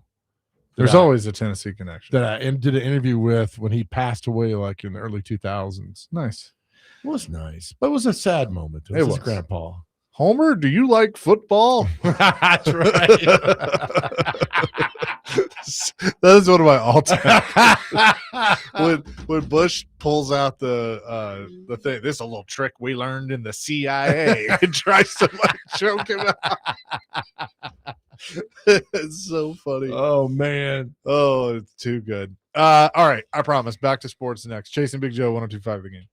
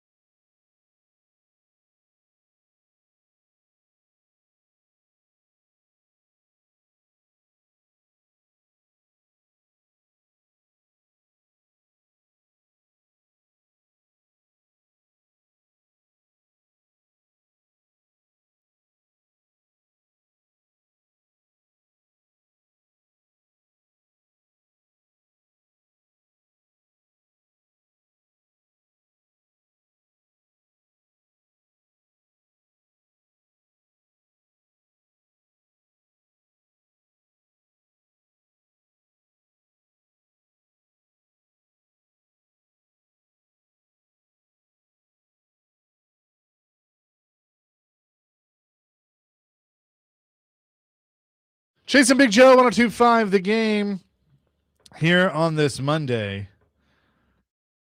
So I'm seeing this stuff on, I guess, or a lot of the golfers coming back to the PGA. It's just Brooks Koepka. Just Koepka? He asked for just to be departed from Live Golf, and it's rightfully so. Live Golf is just a money grab at this point. Yeah. PGA deserves to have Brooks Koepka back. And I'm not saying Scotty Scheffler's a bad golfer, but he deserves to have a little competition. Yeah, no, that'll be cool. And I mean, I think the PGA is changing and evolving like it needed to. So that's cool. So they got all their tens of millions, and like, we're going to go back. We feel bad about that. Just Koepka right now, but yeah. I bet you others follow. Yeah, and I met him at the PBR 2 years ago, and he was with his, I guess, team owner, and they follow you around everywhere. Like that's a little weird. The fact that you have a Saudi Arabian prince or some form of ownership, and they follow you around everywhere you go is it's almost like security guard-esque, and they have like $500 million invested in you. I'm what's okay. crazy? I mean, look, this is probably opening up a whole can of worms that maybe I don't want to open up. But so WWE is going to have the Royal Rumble in 3 weeks in Saudi Arabia. That's where they're doing it this year. Okay. The arena is not even done yet. They're building an arena specifically for the Royal Rumble, but they're known for like building these venues in like 2 months. Really? With different World Cup. And it's taking 2.5 years to build this thing down right on the riverfront. I mean, now again, there's probably some questionable things going on. So when is Royal Rumble? January 31st. What's in March? WrestleMania. Okay. Then Royal Rumble is kind of like the setup to WrestleMania. And then what's in July? SummerSlam. Okay. All right. I am all confused. Those are the big three. But isn't SummerSlam like 3 days? 2 days. 2 days. This was the first year that it was 2 days. Okay. Then what's like Friday, Saturday, Sunday, Monday? Well, that's WrestleMania weekend where you have SmackDown, and then you have the Hall of Fame, and then NXT, and then night 1 of WrestleMania, night 2 of WrestleMania, then Monday Night Raw. So let me ask you this. You know all this. City. Who's like the guy now? They don't have one. How do you not have a guy? They have some guys, but they don't have the guy. But shouldn't they have already had the guy? Mm-hmm. But they don't. So this is a massive. What's funny is Monday Night Raw is on right now, live from Germany or England or something. Wow. Okay. But yeah, no, they don't have our buddy Drew McIntyre, who we will call our buddy because we claim him. That's right. Won the WWE Championship over the weekend. So congratulations to Drew. Where's Sheamus? He's around. He's not doing as much anymore. Why not? Because he's just older. Okay. He's hanging out in East. All right. I mean, but you know what got me when wrestling in the 80s was just the personalities. I mean, they were so out. Like, I loved the Honky Tonk Man. I loved the Honky Tonk Man. Would he have a shot today to do anything? The character of the Honky Tonk Man? No. Not at all. Loved him. No, but a lot of the characters are based on kind of, what's happening. So, like, I've been starstruck a very few times in my life. And I'm not saying I was totally starstruck over this guy, but when I walked into a gym one day, 40 years ago, and there's Rick Rude. Mm-hmm. And we just couldn't stop staring at Rick Rude, man. It's like watching this Greek Adonis. Yeah. And like, that's Rick Rude. So Ricky makes an interesting point. He says, you don't think Roman Reigns is the guy. I think he was, but he's a part-time. He's not there every day now. I think to be the guy, you got to be there full time. I also think you need like 9 different guys, like Sting, the Ultimate Warrior, $1 Million Man, Hulk, right? And Macho Man. But they always had like Hulk Hogan was always on a level above everybody else, right? The Rock and Stone Cold Steve Austin were always on a level above everybody else. John Cena was always on a level above everybody else. They don't have that. Right. Now, Roman Reigns, you can make an argument for, but again, I think that was more a few years ago. He was that guy and not so much now. Okay. I just compare it to what it was growing up. I mean, because those guys to me were larger, and they were larger than life. Yeah. Oh, yeah. I mean, but it's kind of like, it goes back to like the elite quarterback discussion that there are only so many. Like it's a rare air to be that guy of like if you took him away, like how much does that hurt your team? Yeah, you're right. You know, like, I mean, here's a prime example. Titans go 3-14 with Cam Ward. He starts every game. He got hurt in the last game, so, you know, take that for what you will. Uh-huh. You take him out and put Brandon Allen in, is it better or worse? About the same. Right? It's worse. Do you win 2 games? Or, I mean, do you I would hope you could. You know, do you win 1? Like, right. I mean, that's kind of what I mean. That's how thin the line is. Well, and also, you know, when you tell people that Archie Manning's not in the Hall of Fame, they're like, what? No, you can win money off that bet. Everything's Archie Manning in college was a great quarterback. In the NFL, pros, he was good. He was just on bad teams. Exactly. He was on awful Saints teams. They were terrible. And the Oilers. And that guy battled his ass off every Sunday. Archie Manning was a great quarterback. He wasn't elite because you got to have people. And that's why, who did we have on last week? Was it Babe Laufenberg talked about the greatest team sport is football because you can't do it alone. I mean, you take that Kelsey and a lot of those guys away from Patrick Mahomes, he's not Patrick Mahomes like we know he is. That's why it is the greatest team sport around because you got to have 10 other guys pushing the same way. And Archie Manning, unfortunately, was on teams that were absolutely awful. And that's why he will never be in the Hall of Fame. Unfortunately. If you're a fan. And you could add faux show to that. Did I ever tell you the story of my dad trying to steal Archie's helmet? Did he do it? He had it in his hands, and then he got distracted, and Archie cleated him and took it back. Did he really? What was your dad trying to steal his helmet for? I think it was for a girl before my mom. Is it college or pro? College. Ole Miss. They were playing at Vanderbilt. Oh, okay. That's fine. And back then, you could pretty much go wherever you wanted to go. So he snuck down to the locker room. And stole the helmet? And Archie was like talking to somebody and had his helmet down by his side and tried to grab his helmet.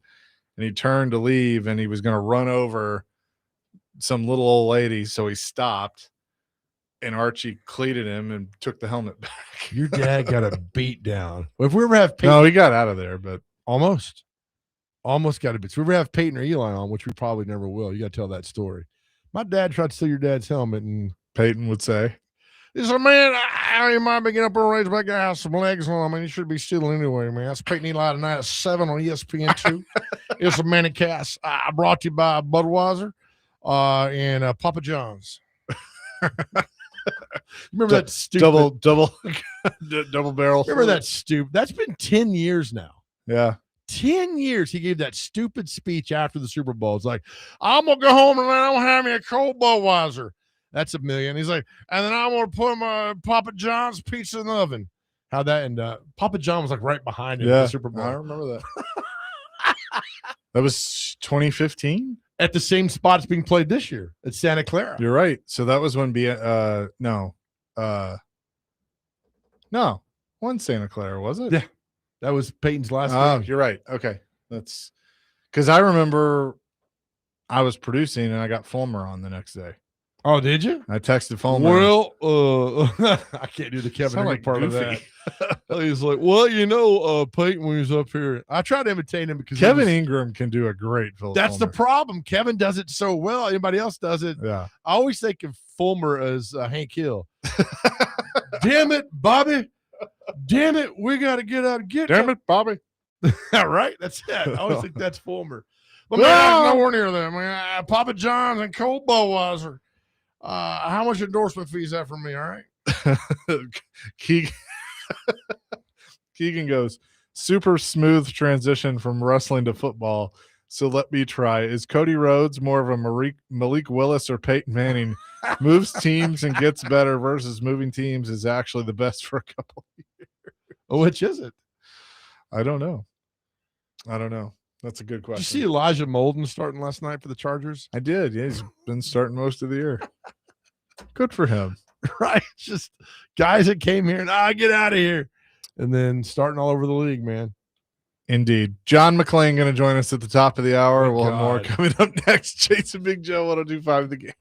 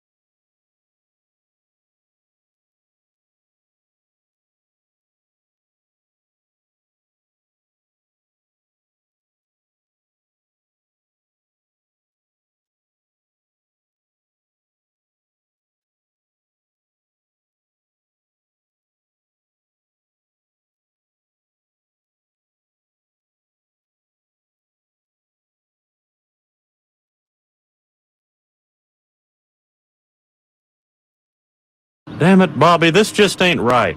You're 12 years old, you're a good son, you deserve better than this. Damn it, Bobby, where's Mommy's bourbon? Oh, so good. And one of the best TV themes of all time as well. Chasing Big Joe 102.5, the game here on this Monday. So watching the playoffs this weekend, obviously Denver had the off week for the AFC. Seattle had the off week for the NFC. Did anyone stand out to you that could win it all? To me, Buffalo looks like they're just destined. Yeah, the way they've played, they had a tough ass schedule the whole year. I mean, it was tough, but the way they played yesterday against a very, very good Jacksonville team, I don't know. And then I like the Bears might have been playing with house money. They beat the Packers, but I mean, it's resiliency, and that 49ers team is resilient. That Bills team is resilient. Is New England made for the moment? How good were the Chargers? I mean, I don't know. And then now tonight we got Pittsburgh in Houston, and I just think if Houston had any sort of a decent offense, they'd be the hands-on favorite, but they don't. And so I don't know. I mean, watch Aaron Rodgers tonight. If that front four can get to Aaron Rodgers a lot, they're done. If they can't, Pittsburgh wins going away. But so answer your question, I think any team, no team's better than any other team that I saw. Yeah, I mean, I think it's anyone's. I mean, there's really just no one that stands out that they could. I mean, do you have any doubt that Stafford would not take them down the field and score? No, not at all. We're sitting there while like 30 of us while like he's going to do it. He does it right down the field, scores a touchdown. But I think that Panthers team is built for something. I think that's a good football team. It's going to get a lot better. Yeah, I think so too. I mean, I think you got to give I think they were maybe a little bit of I'm not even going to say a full year. They were a tick ahead of where they were supposed to be. Yeah. But, kudos to Dave Canales. He's done a good job with that team. And, maybe they got something in Bryce Young. That's why you got to be patient with some of these guys. That's right. People that are saying they're out on Cam Ward, I'm like, okay, I get why – you see some things you're concerned about, but they got him some weapons in Carolina. Right. And also the owner has remarkably just shut his mouth. It's crazy what he's done. Just shut up to being fined all that money. So Jalen Hurts apparently responds to questions about A.J. Brown. He says, quote, AJ and I have talked. We're in a great place. Maybe y'all can talk to him and ask. Well, here's the problem. He left. He didn't want to talk. Where's a great place? Cancun? Where are we having a great place? I mean, just Cozumel, one of those, or Cozy Mel's. Cozy Mel. I take that right now. As hungry as I am, but you look. He had a meltdown on the sidelines. Doesn't get the ball, and by the way, he drops the ball on that drive in the fourth quarter. Right. So I'm thinking, all right, they're not going to go back to him. They're not, and they did not go back to him. He can't have thrown the ball to Devontae Smith and the tight end Goddard, and that's what they were doing. He let his team down, and so I was like, "Do you want that headache around? I don't. Trade him, man." Yeah, I don't. With the Titans, head coach interviews. Here's what we know: Lou Anarumo, Jason Garrett, Vance Joseph, Mike McCoy, Matt Nagy, Steve Spagnuolo, and Kevin Stefanski have all been completed. 7. They have completed those interviews. Requested Jeff Hafley, Cliff Kingsbury, Mike McCarthy, Mike McDaniel, Raheem Morris, Robert Saleh, Chris Shula, Arthur Smith have all been requested or scheduled. That's 8 more. That's 15 coaches. Yeah, so that's where they're at right now. And a lot of those, we're obviously still playing this weekend. Raheem Morris is scheduled. Mike McCarthy is scheduled. And Mike McDaniel is scheduled, but don't know when. Let me ask, how do you think the Mike McCoy interview went? Was it like Lombard from Office Space? It's like, how's it going? I have a joke that only you and I would get, so I'm not going to make it. That's okay. I was in one of those interviews one time, basically like hey, We appreciate you. Right? I mean, was Amy on the conference call? Hey, Mike. Is Mike there? Hey, Is Mike Mike. there? And Borgonzi's trying to figure out the conference call button. Is he there? Hey, we just want to thank you for all you did. Okay. Hey, can I tell you about we're going to go a separate way with you, Mike, but thanks. And then play Separate Ways by Journey. And that's how he's escorted out. And then Borgonzi's trying to figure out the phone. He's trying to hang up. And then she's like, is he gone? Is he gone? Is he still there? And he's like, oh, he's trying to figure it and just hangs up on her.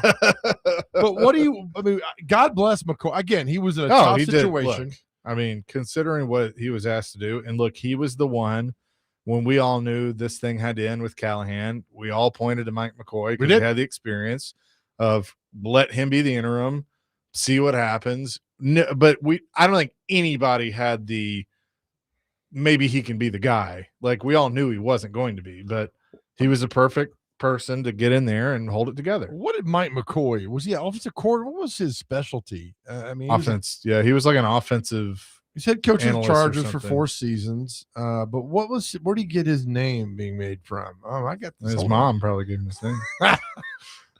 He was offensive assistant, wide receiver, offensive quarterback. Okay, so passing game coordinator with the Panthers, and went to the Broncos. He was with the Broncos for a while. Then the Chargers, he got fired the Chargers, and Broncos coordinator for a year, then Arizona for a year. I mean, look, he was at San Diego, then Denver, then Arizona, then Jacksonville, and now in Tennessee. And in like 5 jobs in 9 years. That's just crazy being a coach, man. So that's what it is. But those are just really funny with to go in. What you talked to him about. I mean, courtesy, I get all that, but did it last a minute, 10 minutes? Pass him in the hallway? Yeah. Hey, I man. have no idea. Great Hey, job, Mike, come here for a second. Real quick. Hey, man, great job. We're not going to hire you, but all right, we good? All right, thanks. Are you interested in the job? Yes. What are your qualifications? We got that here. All right. Sarah will be in contact with you if we want to move forward. Thanks. Thanks for everything. By the way, update your LinkedIn. We'll circle back after the first of the year. Yeah. We'll come right back and see how it's going with you. Coming up next, we'll talk to John McClain, get his thoughts on the playoff game tonight with the Houston Texans, and also much more. Chasing Big Joe, 102.5 The Game.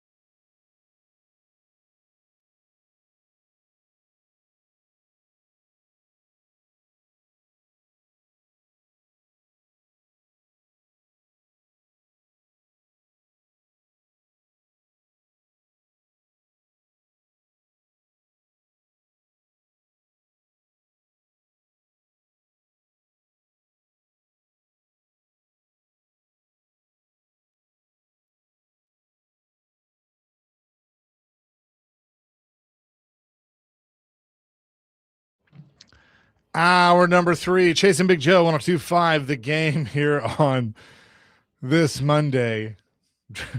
Real quick, Joe. The things I see on Twitter make me laugh so hard. It's a picture of a fax, and it says, to Pizza Hut, subject warning. It says, quote, the child grown in my belly will be born. It has the capacity to out Pizza the Hut. Prepare yourselves. I laughed at that. That's good stuff. We say hello now to John McClain down in Houston after a great weekend of the playoffs with one more tonight, including the Houston Texans in Pittsburgh to take on the Steelers. John, how you doing? I'm doing great, guys. How are you? We're doing fantastic. All right, what's your feel on this game tonight? Well, everybody in Houston, of course, thinks the Texans are going to win. I almost always pick the Texans to lose big games on the road. I've been wrong a lot this year. I think I'm the only person I know that's picked them to lose. I picked the Steelers 20-17. Texans they'll go as far as their defense can take them. Neither one of these offenses is very good. Both of them's running games are going to get shut down. It'll come down probably a field goal game. Texans relied, to me, way too heavily on Kaimi Fairbairn, who tied the league record for most field goals in a season, even though he missed 2.5 games. And I think that is probably a lot of D'Amico Ryans being a longtime defensive player, defensive coach. They're generally more conservative, but I think and that's a tough place to kick field goals. Chris Boswell had a cup of coffee with the Texans before Fairbairn was here. He knows how to kick in that stadium better, but I think it'll come down to special teams and which quarterback can make more big plays in the passing game, considering I don't think either team will be able to run successfully at all. Do you buy into the notion that, if the Steelers lose this game, that Mike Tomlin, and I think it would be more his decision than being fired. We know that team generally doesn't fire people, but that he may take a step back after this game?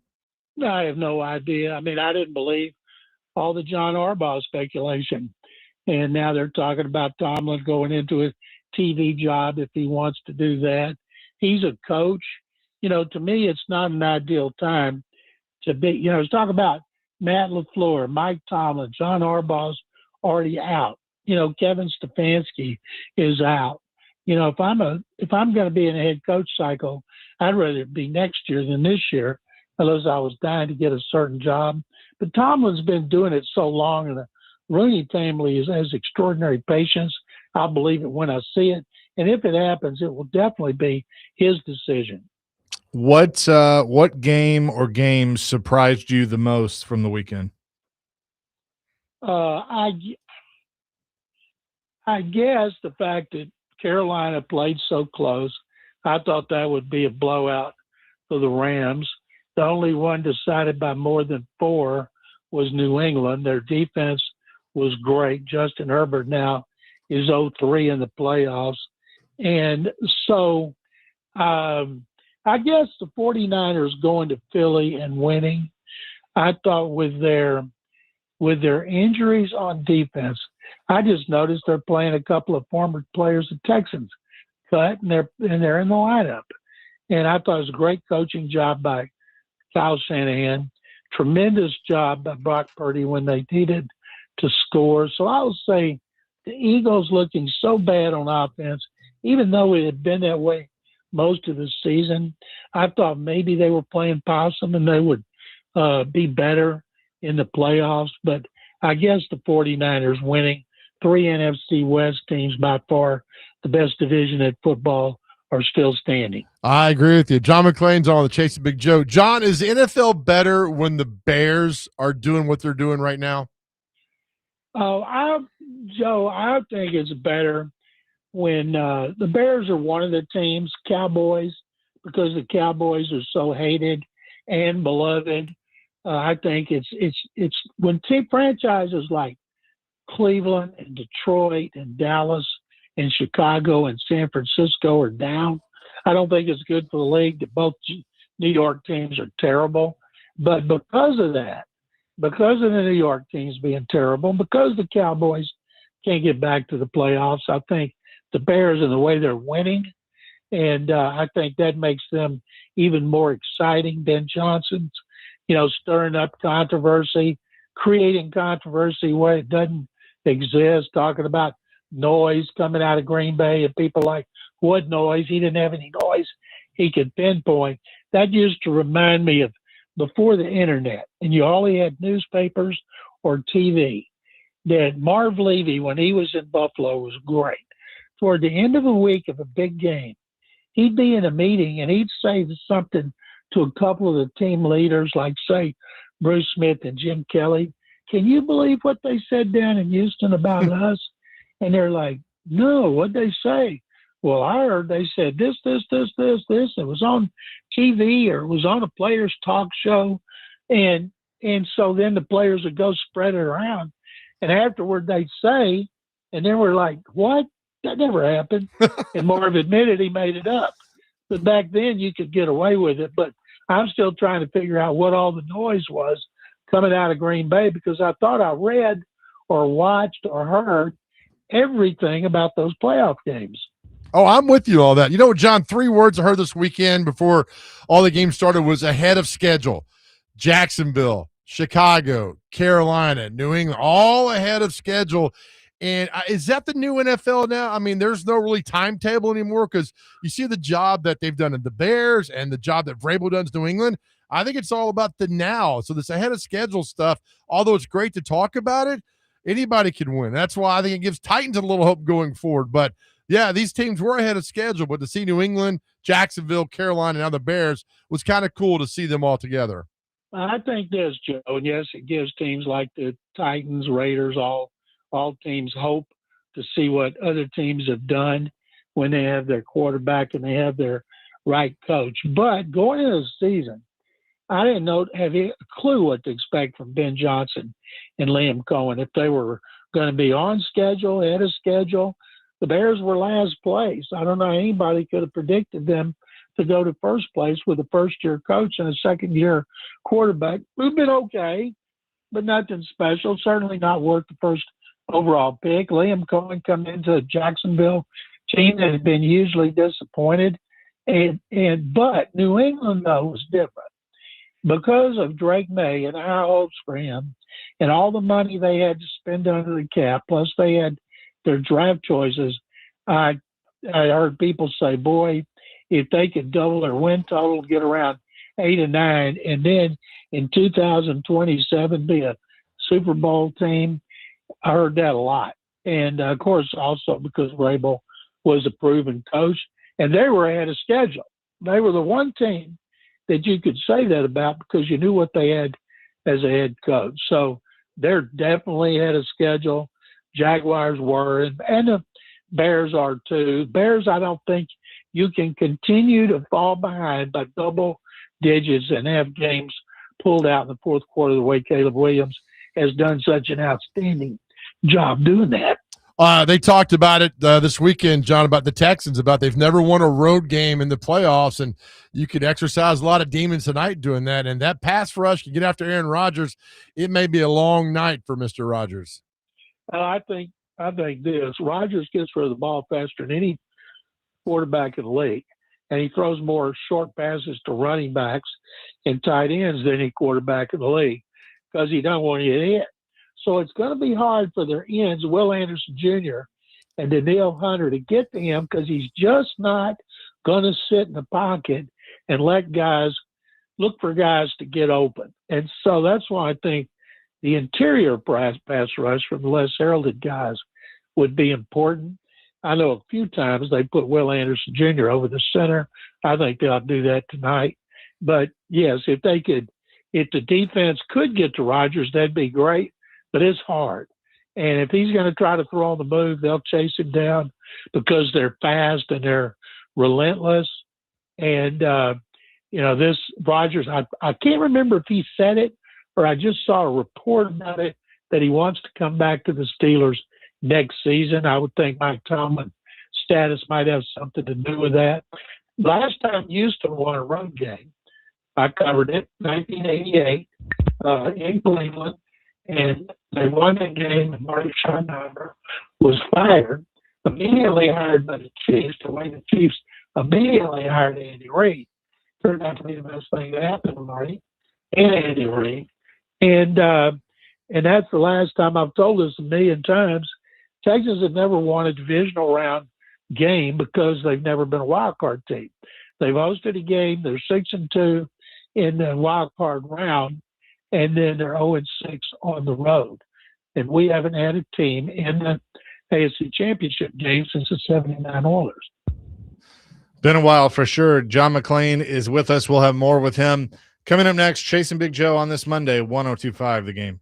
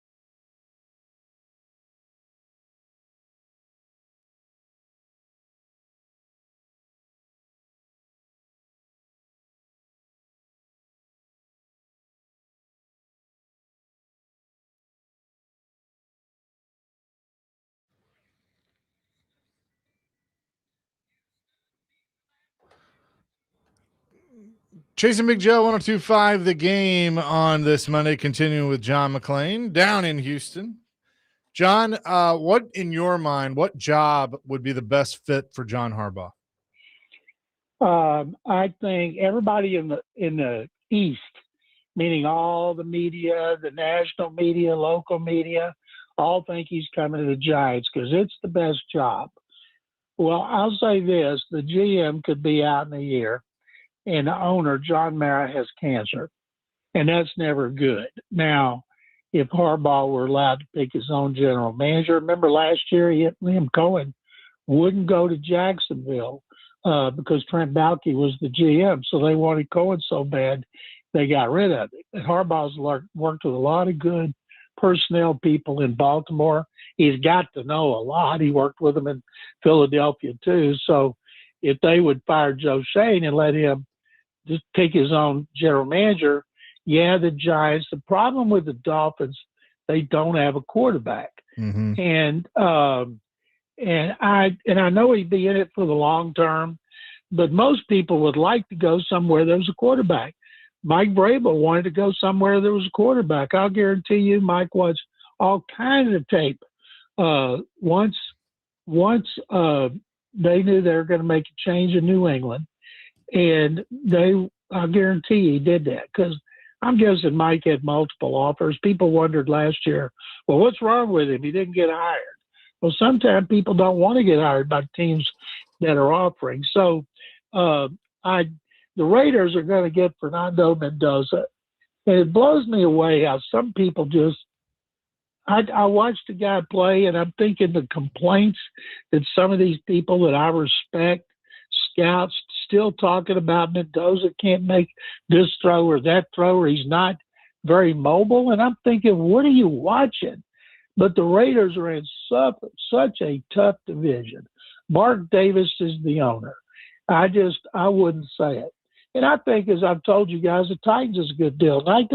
Now that Mike Begonzi's running the show and you got Cam Ward, people think Cam Ward has what it takes to be a franchise quarterback, and they have a lot of money.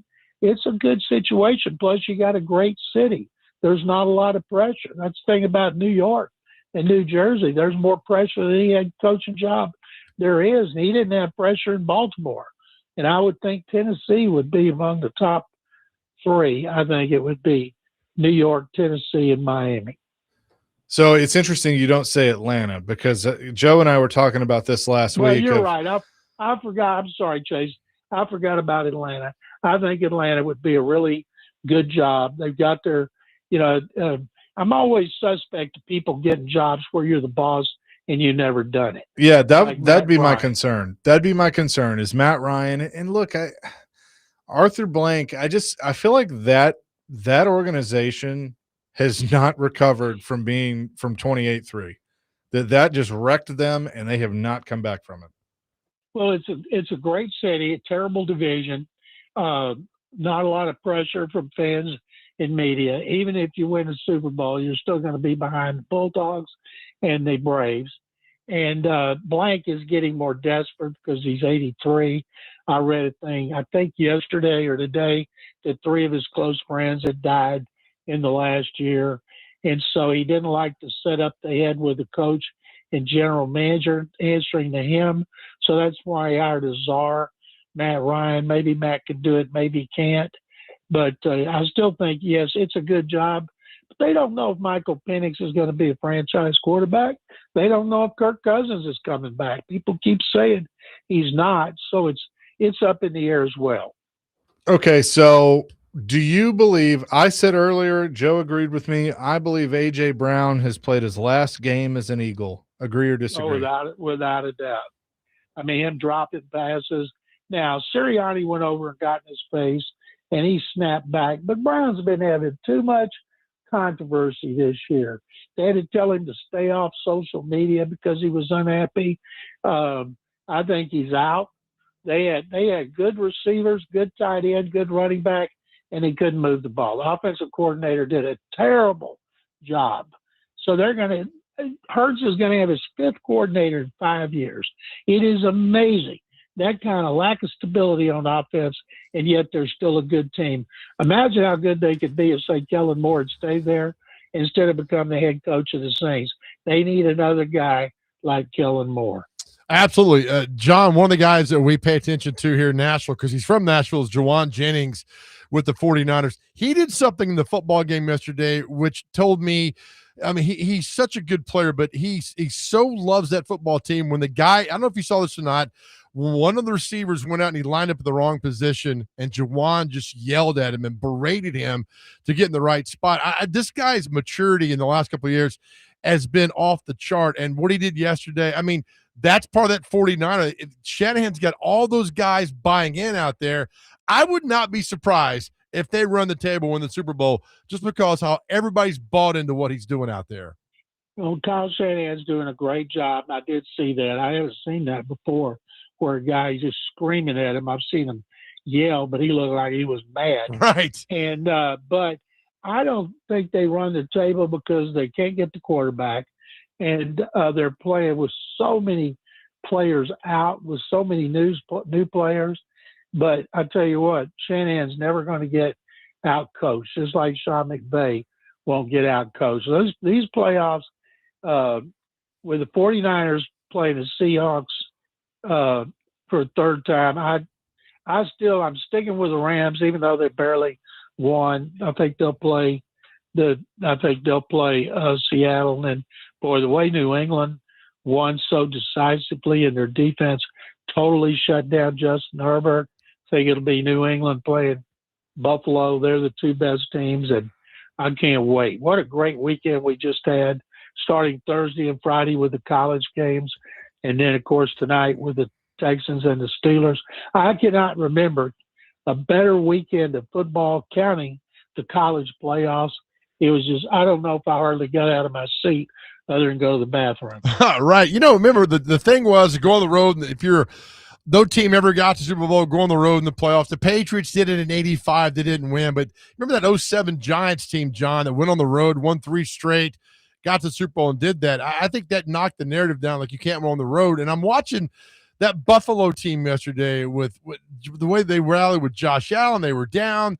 That's a good Jacksonville team. But something about that Bills team, John, and Josh Allen, how well he's played. If he gets injured, they're done. But if they can keep him upright, that Bills team's got a chance to go all the way. That's a good way to put it, Joe, is knock down that narrative. It has. Used to hear that constantly. Then I think the Steelers did it one year. Now, it is difficult. Like I see people picking the Texans to the Super Bowl, and I think, you think they're going to win 3 road games to get to the Super Bowl when they've never won a road game? They got a defense and special teams to do it, but their offense is not very good because they cannot run the ball. And C.J. Stroud has all these second, third, and long situations. But I just it's getting harder and harder. You better have an offense that is good and productive, like Buffalo, for a chance to run the table. If anybody's going to do it, I think they can do it. I think the Rams can do it. Absolutely. This has nothing to do with on the field. But your thoughts on Tom Brady? I thought Tom Brady last year was not any good. I think he's done almost a 180. I really enjoy listening to him. I think he worked hard in the offseason to explain things. And then yesterday he was showing how to throw a football against the wind when it's cold. I just think he's doing a really, really good job now as an announcer. Obviously, he was a great quarterback, but I think he's kind of take that to the booth now. I agree 100%. He doesn't like to be criticized, and he got criticized last year with little things like talking too long, cutting into Kevin Burkhardt. He does a really good job. I was waiting for him to say, and now if you deflate that football just this, and that great quote he had, I think it was at his roast. He said the NFL spent $20 million on my investigation on Deflategate. If they'd given me the 20, I told her, hell yeah, I did it. And I think he has gotten really, really good. Tony Romo has gotten really, really bad. Don't know why. Romo has regressed. I thought yesterday, man, he's not doing a good job. Then I read all these things online afterward, everybody torching him, saying they should seriously think about promoting Ian Eagle and J.J. Watt, who I think are tremendous, but they won't do that with Jim Nantz and what they're paying right. Romo. but Romo's not very good. And I think maybe the best of all, to me, the two best, Greg Olson and Troy Aikman, because they're not afraid to criticize, and they're also very analytical, and they tell me things I don't know. I like analysts who are going to tell me something I didn't know. Braitley certainly did that with the nose of the football yesterday. I'll give you just a thought, a prediction, however you want to put it. I don't know Greg Olson's contract situation with Fox, but he was on the number one team and got demoted because of Brady. Whenever Collinsworth is done at NBC, that'd be my first call.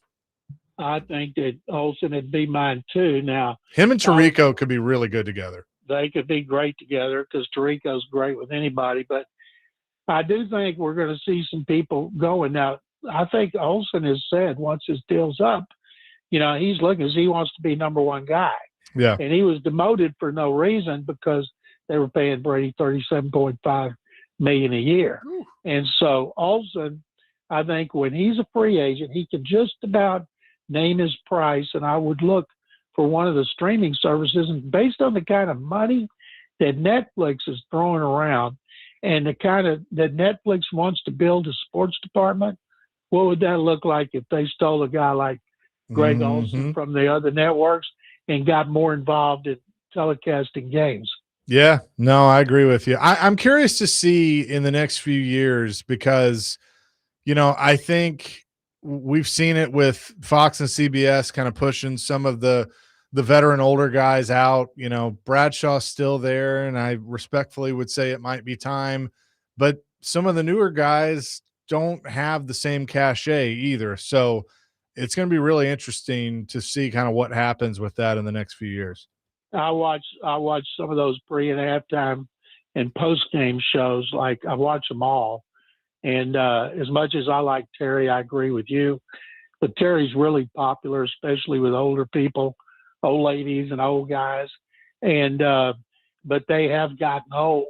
And Gronk, Gronk's fine. He's Gronk. But I don't think younger people watch them to watch because of Gronk. I've never watched anybody based on an announcer, but boy, they sure pay them a lot of money because other people obviously do. I just think what's interesting is, they have Bradshaw, so there's your quarterback, but I think they're all trying to find a quarterback that can be, the personality. And, I liked Boomer Esiason. I thought he was good, but I think they decided that he was too far removed from the game, so they wanted to move on. And, now you got Matt Ryan. They tried him in the studio, tried him in the booth. Now he's going to Atlanta as the president of football operations. So I think they're learning that not all these quarterbacks have that personality that they're looking for. I think Alex Smith does a really good job on ESPN. He's very informative and he's opinionated. It was amazing how bad Joe Montana was, how bad Dan Marino were. Yeah. And they could have made careers out of it, but they wouldn't give their opinion.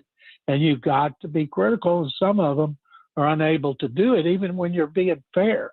You don't need to be a cheap shot artist, but they're going to keep looking, and there's so many opportunities out there, and there's so much money for those guys to be making. Just about every quarterback or player, they're looking for a TV job. Another guy I think does a good job is Chase Daniel, but Agreed. Chase Daniel was a perennial backup. Maybe he would be on one of those big ones, but I doubt it. I think Boomer's time is past, but Boomer does a great job on his station in New York and where he's very popular. Real quick, if you're one of these TV outlets, would you call Pete Carroll? Pete, I think, would be really good, but I think TV's gotten old enough. It's time they started looking younger.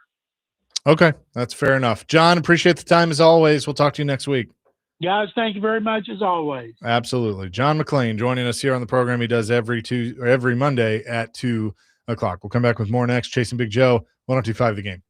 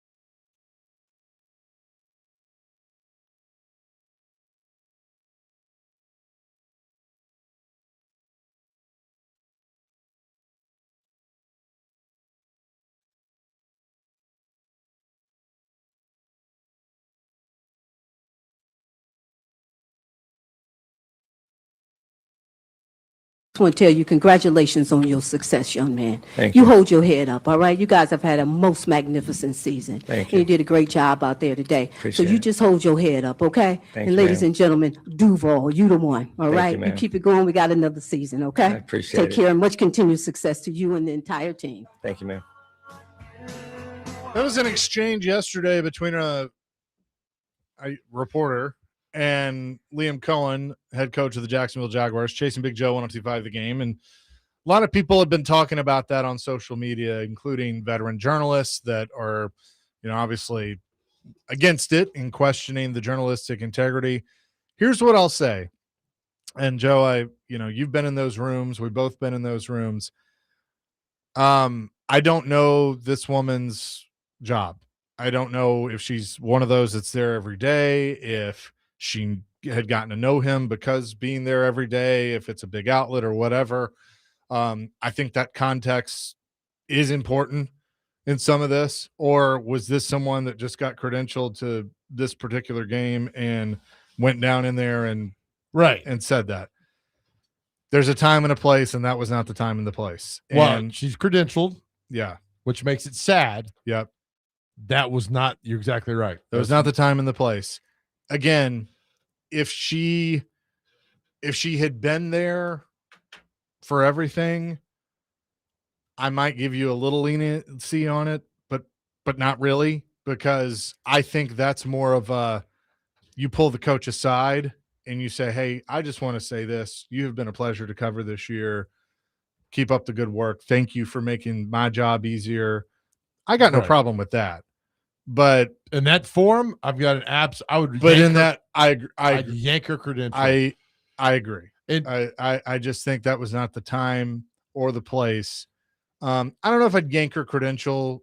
Again, there's some context that we don't have that I think I would pull her aside and be like, hey, this is not the time or the place. And, she sounded a little older, like maybe she should know better. But I got no problem throwing a human element into things. Right. But again, there's a time and a place for it. Well, you need to sit down and say, this is unacceptable to be asked this. Now, he handled it perfect. It's unacceptable.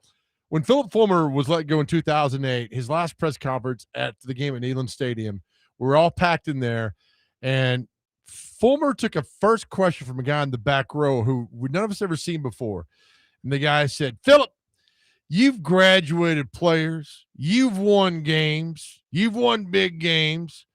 I just want to say thank you. That was the question. Yeah. And we were all, and then the guy was planted there, we all assume, by somebody to get the first question out there.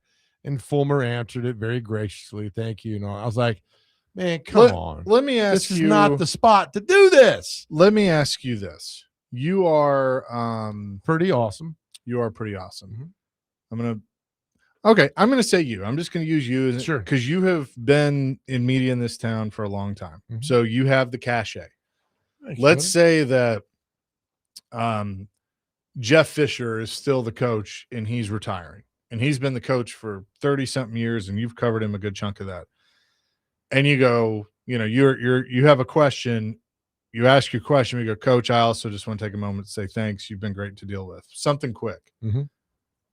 That is probably okay. I wouldn't do it. I don't. Right. I still think that's it. Like, remember when Barry Trotz left the Preds and what happened? Were you at that press conference? I don't remember. I was. So what happened at the end? Everybody walked up to shake his hand and tell him bye.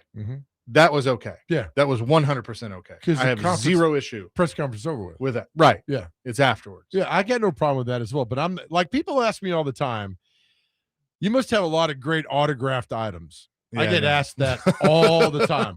I've never once. Me neither. Done an autograph. And I remember when I was interning for John Dwyer, the first thing he said, when you go in the locker room, it's a privilege to get in that locker room. Do not get autographs. I'm like, yeah, but I'm being there, and Eddie George, he's like, no, do not ask for any autograph. Just don't use your job to get something personal for you. And I remember that. So if I see a guy get an autograph, I say something to him. I have done. I have too. I've gone to the person itself and said, you can't do that. That is not how you do things in here. So you don't use your accessibility because you're doing your job to get autographs or things signed. There's a protocol. Yeah. Now I've had, for example, now I help younger, like when I see somebody that hadn't been there before, and I can tell they don't know what they're doing. That's fine. And they misstep. I might be like, hey, just so you know, that's not protocol. So when DCA got knocked down by the tornado in 2000, I had an NFL football that I wanted Vrabel and John Robinson to sign for the school. I went to Kate Guerra. Is that her name? Kate Guerra, yeah. Yep. Because you got a protocol. I said, Kate, do you mind if you can't? And I had to fill out a form. You could do it. Dr. Craig could do it. John Smith driving his car because there's a foundation.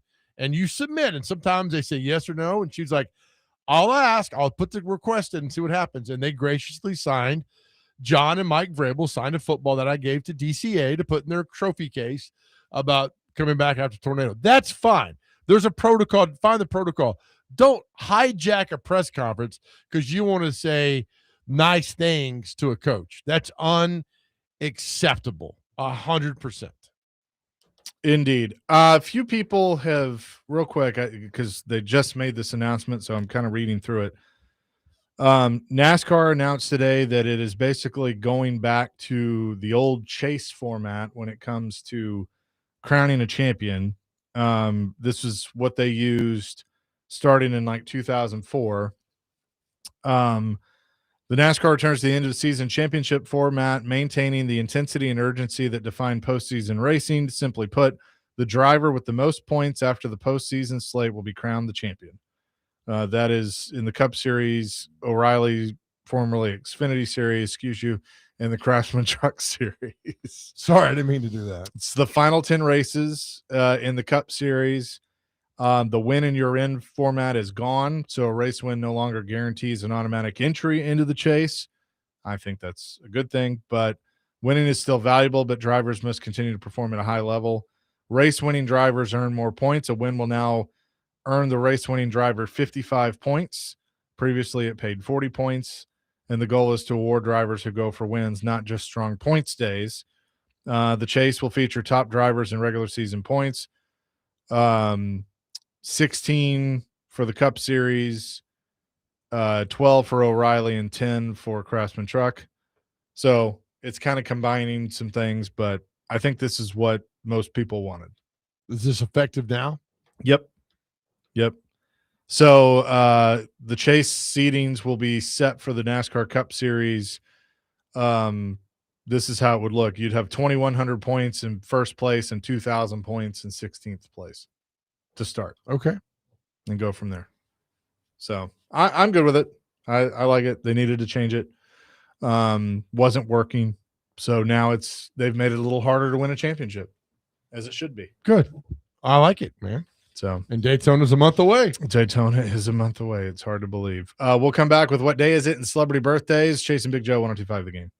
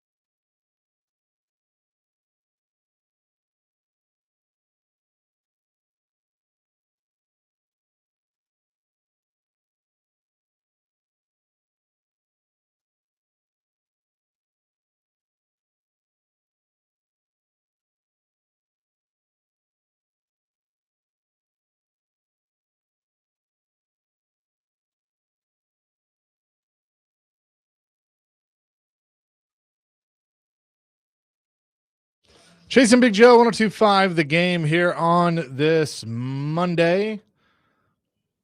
Hope you're having a good start or good day so far. I really am, buddy. Good. I'm Thank glad you. you are. Really I forgot to do something, but I'm going to do it. I'll do it after this. So, sorry, Dr. Okay. Crane. With that, let's get to what day is it in celebrity birthdays. Okay, first on the list, we have National Gluten-Free Day. So shout out to gluten-free people. National Curried Chicken Day. Not sure if that's gluten-free or not. No, I know this is not. National Glazed Donut Day. Where are they at? Not sure. International French Onion Soup Day. Okay. International Kiss a Ginger Day.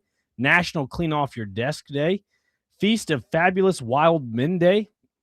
What was that? That's what it says. It says the Feast of Fabulous Wild Men Day. Oh, that's us tonight at the Predators bowling event. I'll pass. Thank you, though. I thought that was down on church. I didn't say. That's crazy. National Hot Tea Day is today. National Pharmacist Day. Stick to your New Year's resolution day. Joe, you mentioned that in your little video this morning. Yeah, new you. Yeah. New year, new you. Yeah. What did I say? New you. Yeah. Whatever. Just said the same thing twice. It's nonsense. Work Harder Day is today. Yes. And every day. National Marzipan Day. So Okay. looks like a cake, but it's not a cake. Is David James back there? He is. Okay, good. He can help with this. Caller number 5 at 615-737-1025 will win a pair of tickets to see the Edmonton Oilers and Predators at Bridgestone Arena tomorrow night. Plus, you will win a Dierks Bentley bobblehead in honor of Dierks Bentley bobblehead night. Caller number 5, 615-737-1025. Thank you, David James. All right, time for celebrity birthdays. It's always good to have this game back. All right, our first birthday, Chase, you go first. How old is Hall of Famer Dallas Cowboy receiver Drew Pearson? Oh, Drew Pearson. 77. 74. 75. Dr. Crane's up 1-0. Dr. Crane, how old is my favorite basketball player of all time, the human highlight reel, Dominique Wilkins? I'll go 68. Weren't we just talking about him too? 63. 66. 2-0, Dr. Crane. Yeah, dudes that are just cool. Yeah. He's one of them. Chase McCabe, how old is Cade McNown, NFL quarterback who played with 78 teams? 42. 48. 49. Dr. Crane's up 3-0. Good Lord. All right, Dr. Crane, how old is former Major League pitcher Dontrell Willis? D-Train. I'm going to go 58. 43. 44. 3-1. Chase McCabe, how old is Howard Stern? 74. 70. 72. That's a push. Dr. Crane, how old is the great actor Oliver Platt? Never heard of him. I'll go 60. 63. 65. Never Chris Pratt. Oliver Platt. Yeah, never. Not. Okay. What movie? He's in a few. He's been in a good. He's been in a lot of movies. He was in a terrible movie called Ready to Rumble with David Arquette. He was in another terrible movie called 2012 with John Cusack when the planet. He was in that, yeah. I'm sure if I saw his face, I'd probably recognize him. Yeah, that's what he said about you. Chaser, you're Dr. Crane's up 3-2. Chase, how old is Rob Zombie? 57. 62. 61. Dang. Dr. Crane's up 4-2. All right, Dr. Crane. How old is country singer William Lee Golden? He's got the 18-foot beard. Well, you can say the group he's in. Yeah, Oak Ridge Boys. I'll Sorry. go 61. 81. 87. Jeez. Chaser, country singer Ricky Van Shelton. We went and saw him a few years ago. It was a good time. Ricky Van Shelton. We saw Ricky Van Merritt. That's right. With a different song. It was down concert. at Mapco. Right. Ricky Van Shelton, 74. 72. 74 exactly. It's 4-4. Dr. Crane, how old is the beautiful model Vendella? Vindella. What magazine is that? It's a person. I know, but what magazine? Elle, Focus, Marie Claire, DN, Farmers, DN. Yep, all the big ones. I'll go. I don't know. 42. 32. 59. Nice. Chase, how old singer Zach De La Rocha of Rage Against the Machine? 56. 50. 56 exactly. Chase it back up 6-4. Dr. Crane, how old is Sporty Spice of the Spice Girls? Melanie Chisholm. Melanie Chisholm, man. We have a winner, by the way. You can stop calling. I'll go 47. Okay. Chase, Sporty Spice. All right, hang on. 56. 52. Chase, how old is, we got a couple left. How contemporary Christian singer Jeremy Camp? 52. 46. 48. It's 6-5. Our last birthday. Dr. Crane, you get to go. Oh, this is good. Jeff Bezos. How old is Jeff Bezos? Amazon guy. No, it's the guy that delivers the DoorDash. You said Bezos. It's Jeff Bezos. Is it Bezos? Yeah, I think it's Bezos. So. Are we on camera anywhere? The DoorDash guy. Bezos. How old is it not Bezos? No. Where the hell have I Just been? guess his damn age already. Bezos? No, you're Chase. Oh, You go, Dr. Crane. Dr. Crane, you're down 6-5. Okay, Jeff Bezos is 54. 56.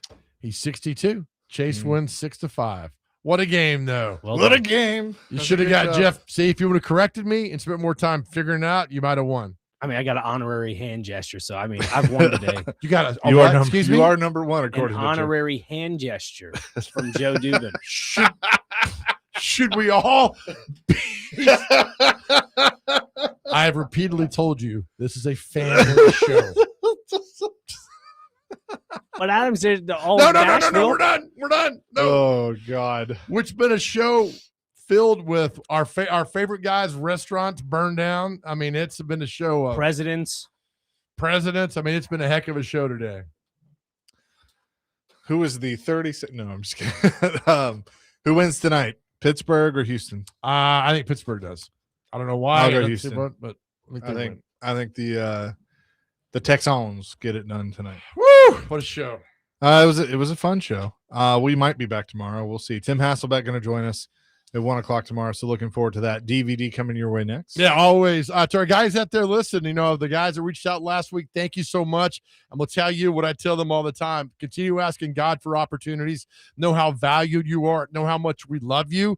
And know sometimes that road's bumpy, man. But it's, at the end of the road, there's a clear road. And you're going to be there. And we're going to need you here because we need to go to your party. We need to go to your success story. We need to come back to your comeback party. Our world is a better place because you are here. Whatever you're fighting through right now, man, I need you here. Go to therapy. You know where the help is. We need you to reach out and talk. You have a beautiful life. We love you so much. We need you here. And don't forget, more than anything else in this world, is that God loves you. Amen to that. Peace, love, rock and roll. Don't you go anywhere. DVD is coming your way here in just a few minutes. They'll react to the NFL playoffs this weekend, the college football national championship being set, and the latest on the Titans coaching search. That is all ahead here on 102.5 The Game. We'll talk to you tomorrow at noon on 102.5 The Game.